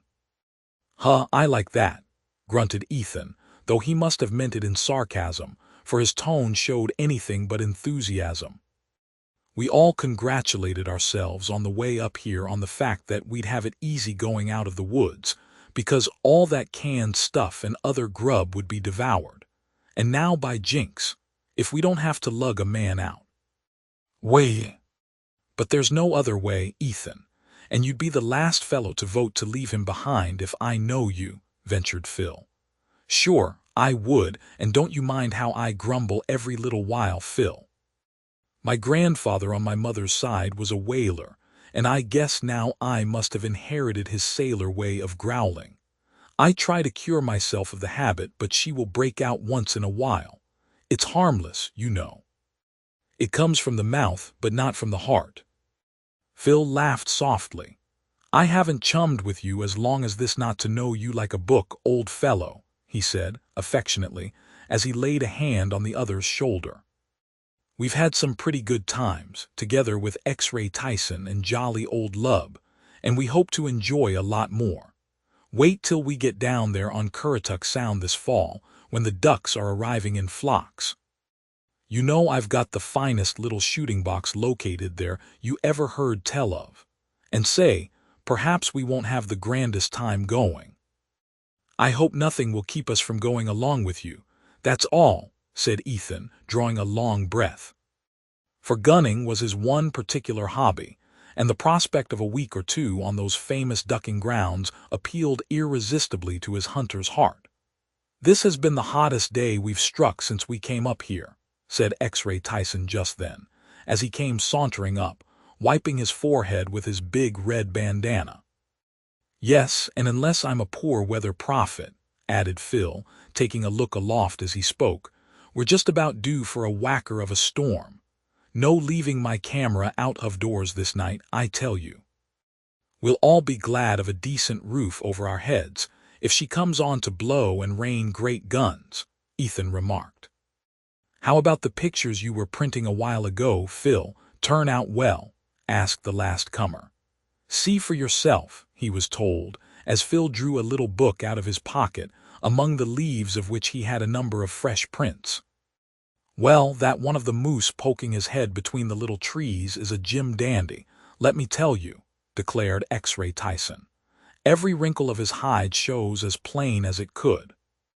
And say, here's one showing Ethan and me carrying the litter, with Maisie's daddy on the same. I didn't know you snapped that off. You've had great luck so far in all your pictures, haven't you, Phil?" Ethan went on to say. "No complaints from me," he was told. "And I do feel I've been in great luck, as you say. I've got on the track of a fox, and pretty soon I hope to have his smart fizz along with the rest. It'll be a prize collection yet, take that from me," X-Ray announced. "The funny part of it," continued Ethan, "is the fact that while you'll have all these pictures, most of the originals you've never seen.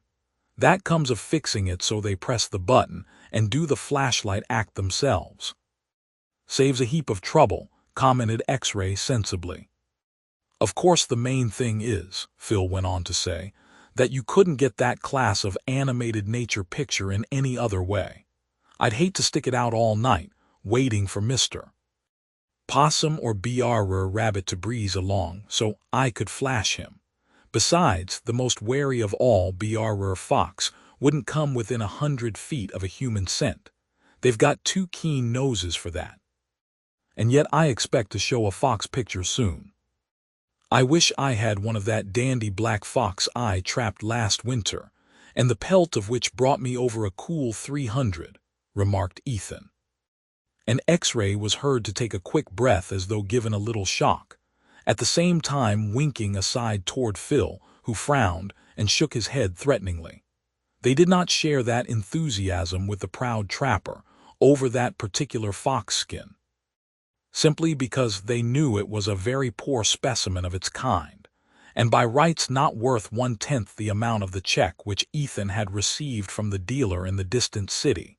Phil's uncle, though Ethan never dreamed of such a dreadful thing. "Well, it strikes me you're a pretty clever weather man after all, Phil, because I certainly heard faraway thunder right then." An X-ray as he said this pointed up at the heavens, which were heavily overcast with dark clouds.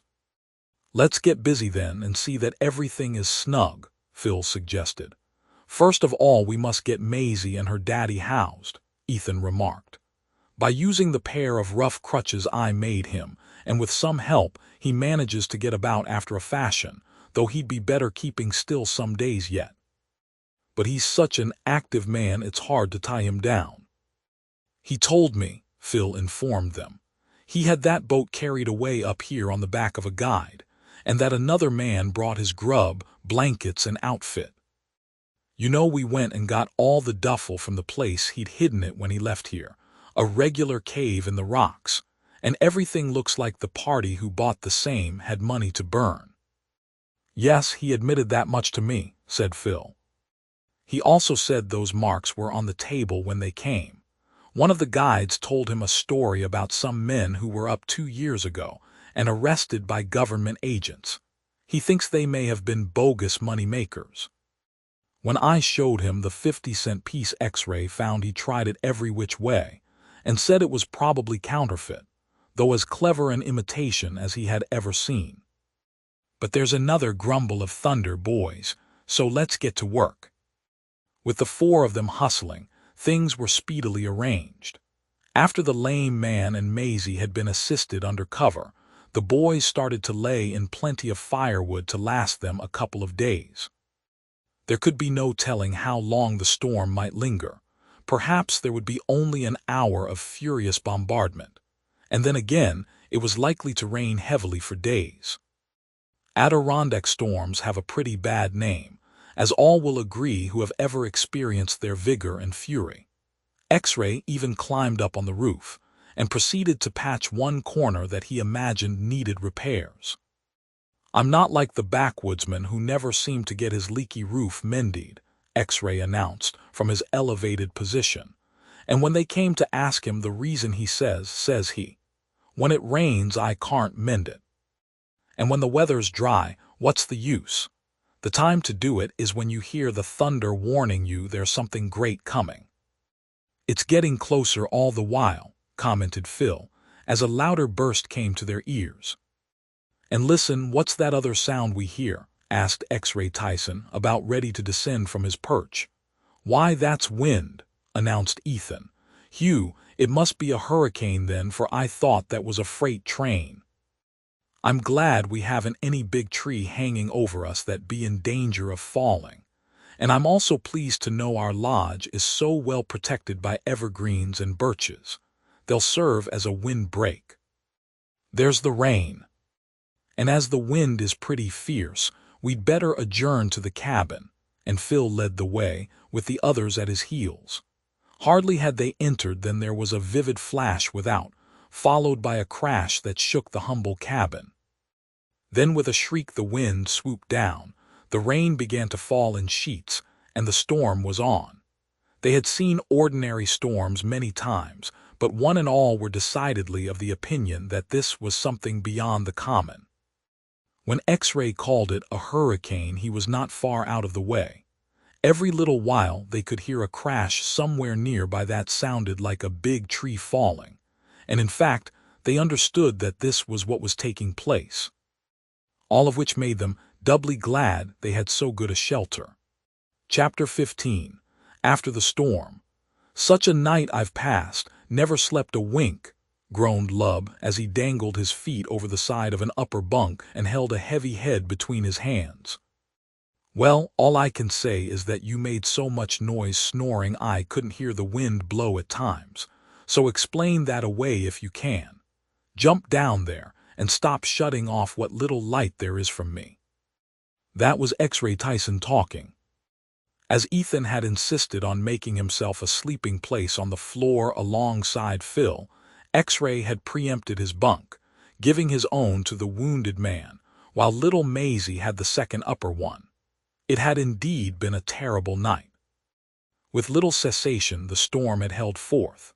At times Phil, lying awake because it was impossible to get the clamor out of his mind, wondered if there would be any decent-sized trees left in the North Woods by the time things settled down quiet again. He and Ethan were up and busily engaged getting some breakfast ready. It was as much as they could do to see, so dim was the light, and they did not dare use the lantern because their supply of kerosene was limited. "How'd you like to have been caught out in that whooper, lub?"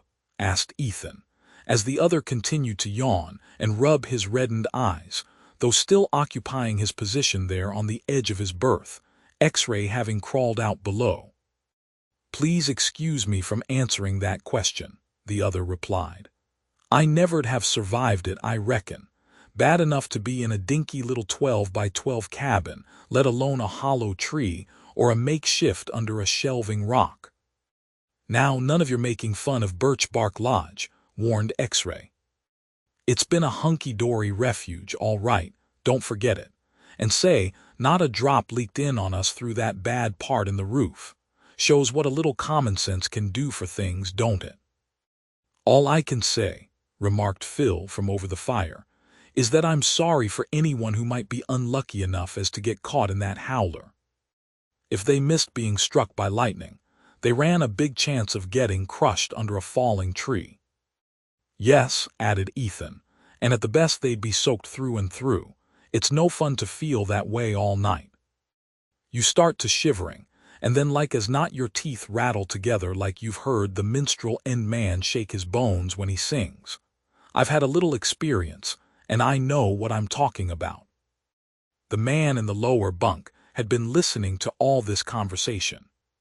Phil noticed he seemed to have an additional line across his forehead. Perhaps the storm had also kept him awake. Possibly he had often thought of how uncomfortable it would be for anyone he happened to know, who might have been caught in the open woods by the howling gale.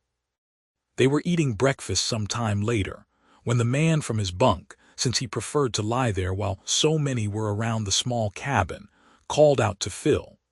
He had long since recognized the patent fact that the Bradley boy was a leader of his set, and that the other three only too gladly looked up to Phil, not on account of his being independent with regard to means, but because he had the attributes of leadership in his person. "Do you think the storm has slackened for good, Phil, or will it come back again for another siege? It seems to me the wind has changed, and is blowing much more evenly."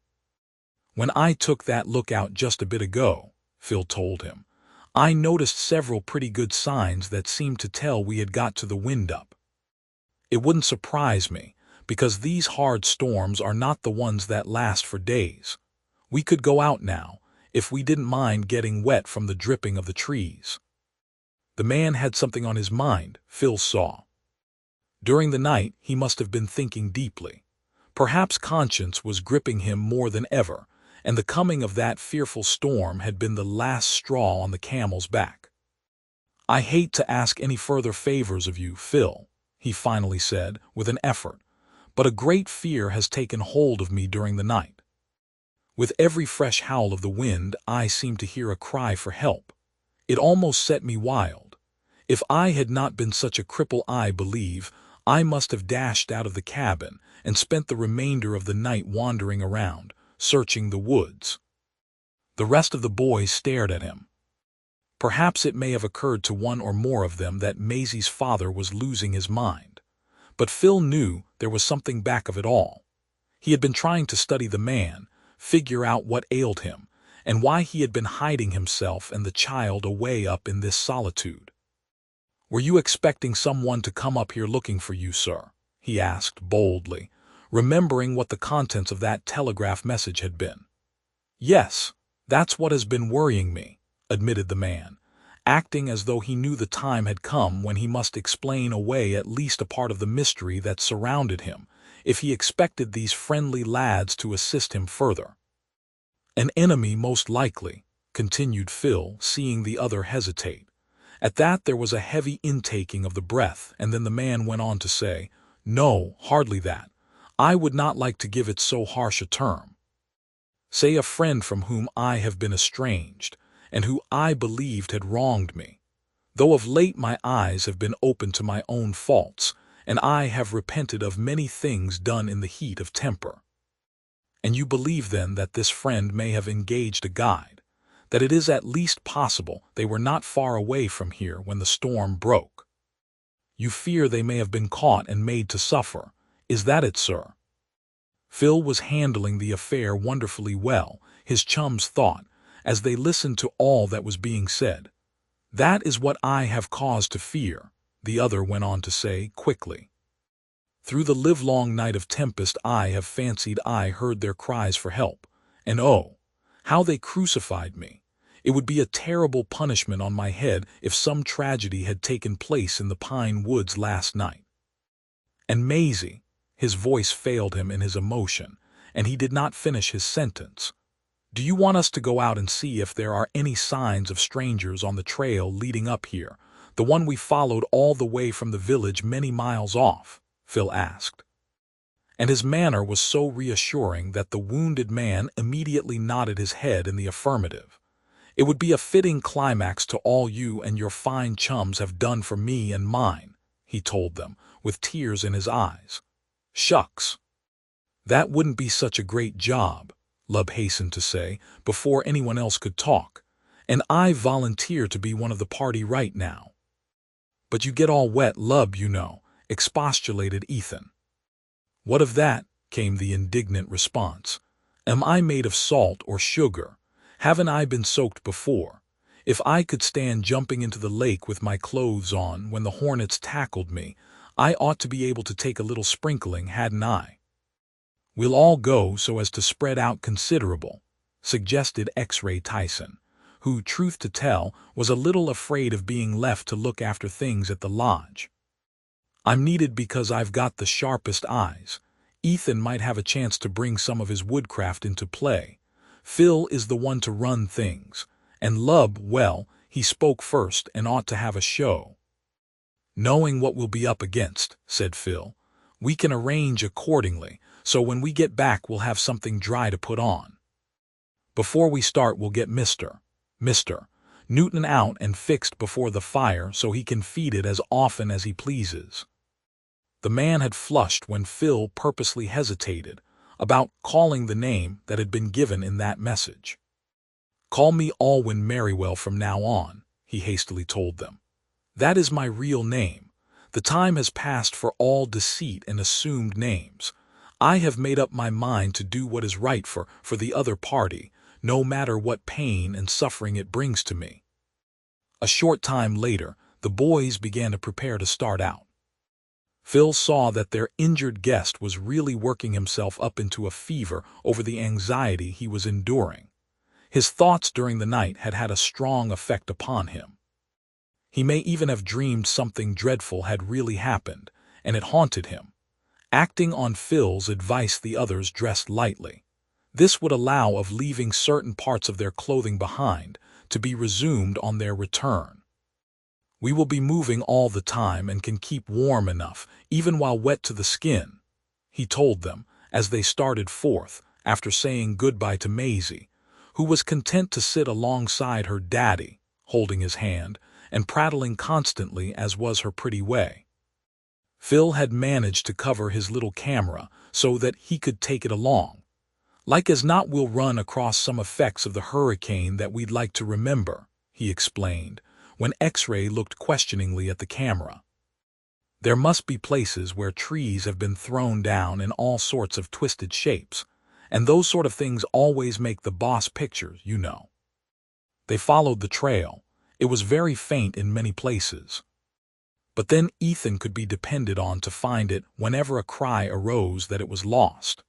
Phil, too, had his bearings pretty well in hand, though as a rule he allowed Ethan to swing things, for he saw that it was giving him no end of pleasure to thus exercise his knowledge of woodcraft.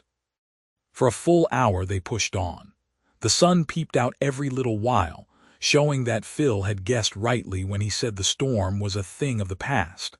The leaves still dripped, though not so copiously as at first. Lub even boasted that he seemed to be drying off faster than he got wet. That fact apparently occupied more of his attention than other matters. "How far ought we go, do you think, Phil?" inquired X-Ray Tyson. "Not that I'm getting tired at all, but I just asked for information." "Another half-hour and then we'll call it off," he was told. "By that time we'll have covered a number of miles. If this, friend of Mr. Merriwell's is anywhere around and able to make us hear, we'll come on the party." "Beats me to understand what it all means," grumbled Lub.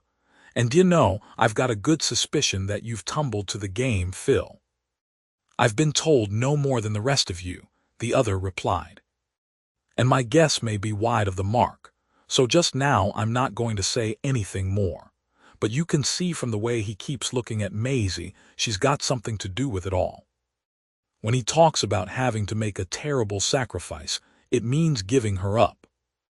"Gee whiz, I never once thought of that," burst out Lub. "Now I bet you the little tot's got a grandfather who's been left the child by her mother when she died." "Is that the answer, Phil?" "I refuse to say, Lub.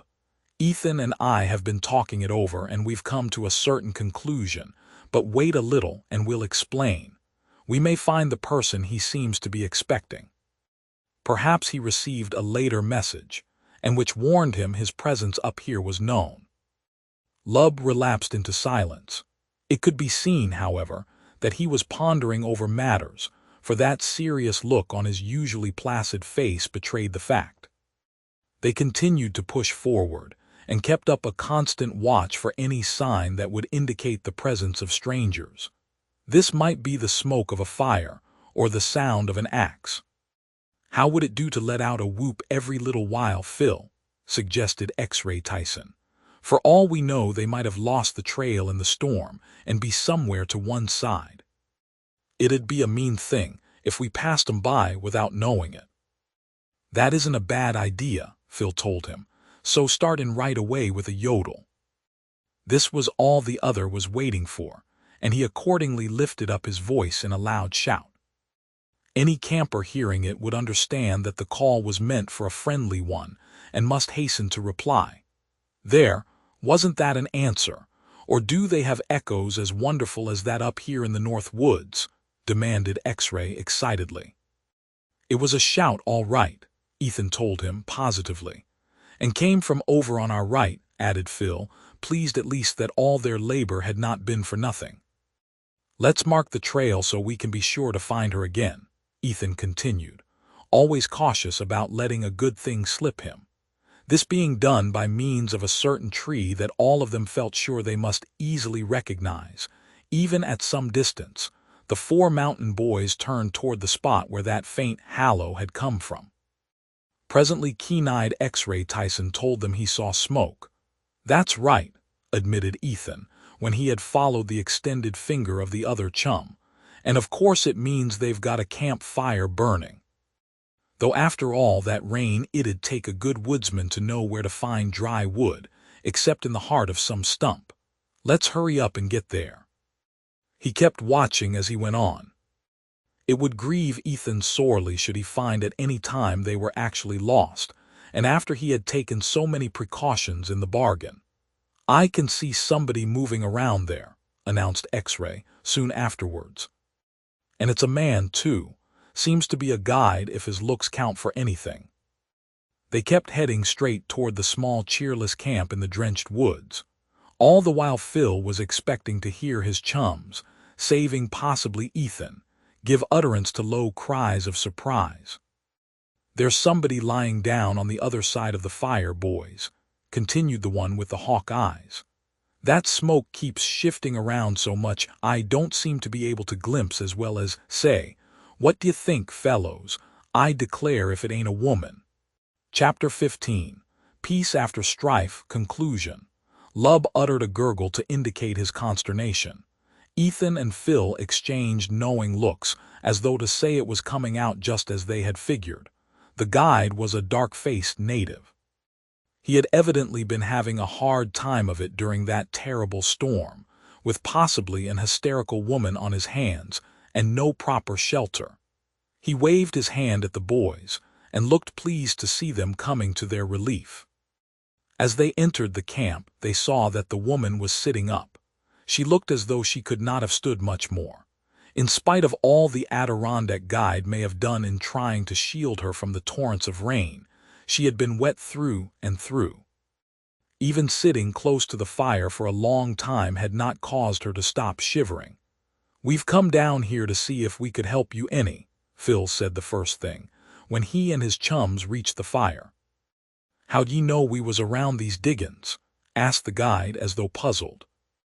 "We've got a gentleman in camp with a badly broken leg, and he asked us to come," Phil went on to say, narrowly watching the eager face of the woman, who he could see was by breeding a lady, and a very handsome one too, no doubt, though just at that time she looked woebegone, with her long hair hanging down her back to dry, and her khaki outing skirts bedraggled. "He's been worrying all the night, and nearly crazy because he was afraid someone would be caught in the storm. Someone he expected was coming to find him." Waves of color passed over her face as she heard how the gentleman had been so deeply concerned. "Would you mind telling me his name?" she asked Phil, and somehow the boy was reminded of Maisie when he looked more closely at her. "He has been calling himself John Newton all along," he remarked. But just this morning he admitted that his real name was Merriwell, Alwyn Merriwell. She drew a long breath. Her eyes were as bright as stars as she hurriedly went on to ask another question. And both Phil and Ethan knew exactly what this would be before she had uttered a single word. "Is there a little girl with Mr. Merriwell? Oh, please tell me instantly, for I am crazy to hear." "Yes, and her name is Maisie," Phil immediately replied. "We found her lost in the woods and took her to our camp. Then later on we ran across him.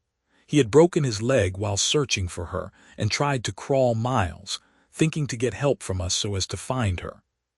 He came near dying too." She dropped her head in her hands, and they could see that she was crying very hard. Whether it was through sheer thankfulness because of what she had heard concerning the presence of the child, or from some other reason, Phil could not quite understand. But he believed it was all going to turn out splendidly. Presently she looked up and smiled bravely through her tears. Phil could see that a new happiness had come upon her, and he guessed the cause. "I am Maisie's own mother," she said, to the astonishment of Lub, who up to then had not been able to figure things out correctly. "There was a terrible misunderstanding between my husband and myself. The court gave me charge of our child. His love for Maisie was an absorbing passion, even greater than my own. One day she disappeared, and we had reason to suspect that he had taken her away so that she could be with him.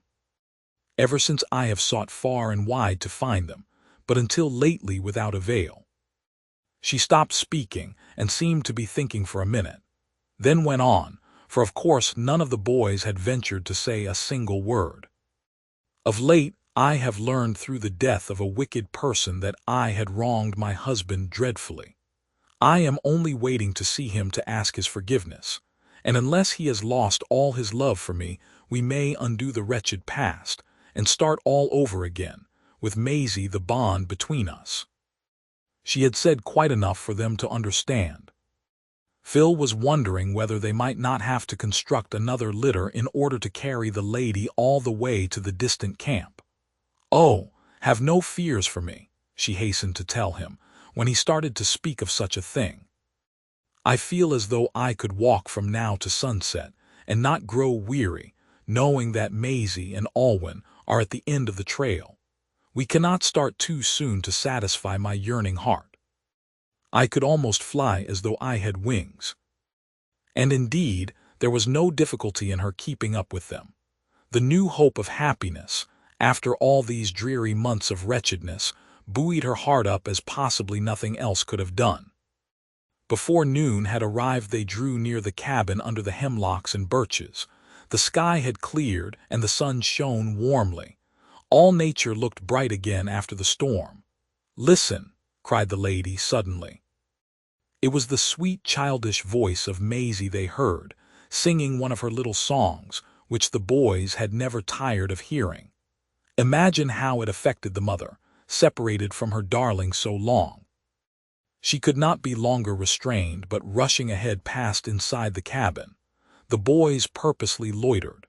When finally they ventured to enter, it was to find the lady on her knees, with the arms of the child tightly clasped about her neck. She had one of the wounded man's hands in hers, and apparently the breach between them had been healed, for he was looking upon mother and child with a love light in his eyes. This influx of guests was getting serious. X-Ray and Lub had a regular argument as to which one should surrender his bunk to Maisie's mother. She would not hear of any such thing, however, and insisted that there was plenty of room for both Maisie and herself in the one bunk. And after she had recovered from her exposure, Mrs. Merriwell insisted on making herself useful, both in the way of a nurse and in helping with the cooking. As for Maisie's daddy, he no longer looked the unhappy man the boys had considered him. Since he was not going to be called upon to make that terrible sacrifice which he had considered was his duty, this new arrangement left the boys more opportunity to prosecute their various pleasures. Lub had begun to show a decided interest in certain things connected with woodcraft, so that Ethan only too gladly accepted every chance to explain how to follow a trail, what certain signs stood for, what was the best way to make a fire in a storm, and dozens of other things equally as interesting. Of course, Phil was more than ever engaged with his flashlight photography. He had secured a startling picture of the red fox whose tracks he had discovered, and this spurred him on to greater things. Often Ethan kept him company, and showed that he had really started to take a deep interest in this newer method of hunting without a gun. Mr. Merriwell steadily grew better. He hopped around by the aid of his crutches, and hoped to be able to walk some by the time the mountain boys thought of leaving the North Woods for their hometown, which was further south, though still in the uplands. Josh Maxfield, the guide, stayed with them. He made himself useful, and Ethan managed to pick up quite a fund of information from the experienced native, who had been born and bred in the pine woods. Many were the cheery evenings they all spent, in front of the cabin if it happened to be warm, or before the fire if the night air was chilly, as often turned out to be the case. Josh had plenty of interesting stories to tell. Maisie, in particular, was keenly interested in his accounts of how the black bear outwitted the honey bees that had made their hive in an old hollow tree, so that he usually secured a sweet treat as long as he could reach in with his paw and tear the heavily laden combs out. All too soon did the days pass, until finally it was decided that they must be starting back over the old trail. Everyone would be sorry indeed to say farewell to Birch Bark Lodge.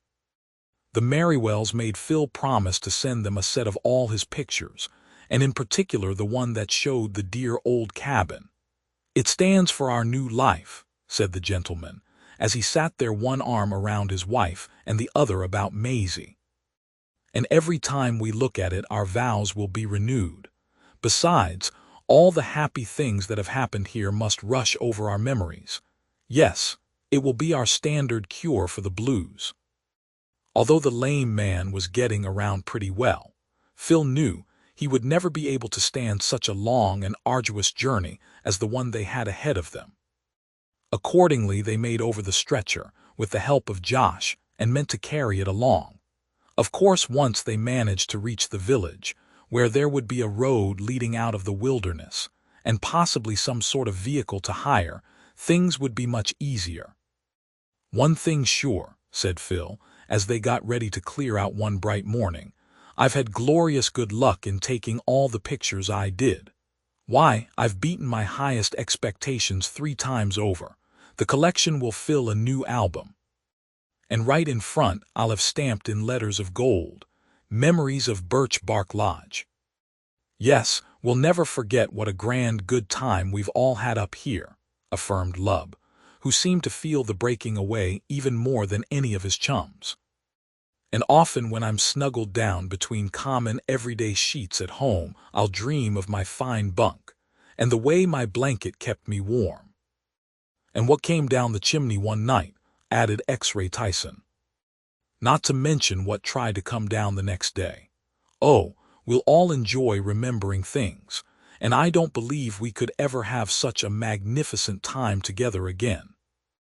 Don't be too sure of that, Phil told him. I can see some other outings ahead that may even turn out to be jollier than this one, though it seems hard to think it now. Let's give the old cabin a last salute, boys. 3 cheers and a tiger for Birch Bark Lodge. They were given with a will. Even little Maisie added her childish treble to the volume of sound that went up, so they pulled out and left the old cabin tenantless.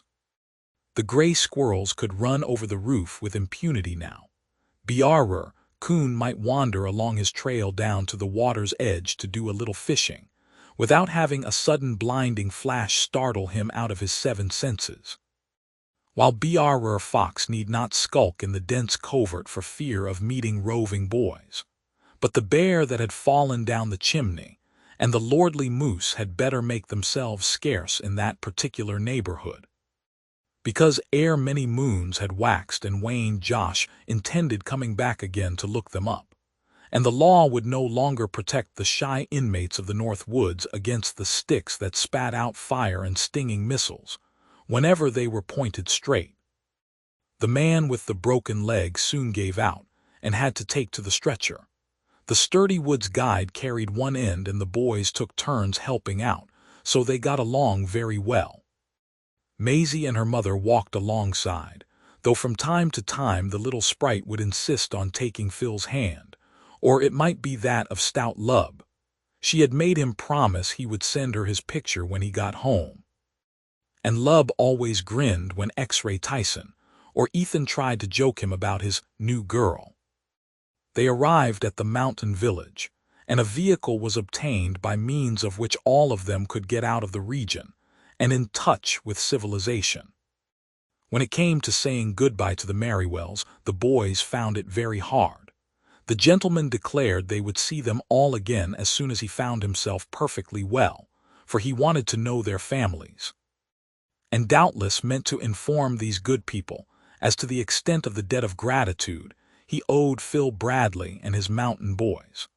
That still more thrilling happenings were in store for the boys whose fortunes we have been following in the pages of this volume, the reader will learn upon securing the next story of the series, now published under the title of Phil Bradley at the Wheel, or The Mountain Boys' Mad Auto Chase.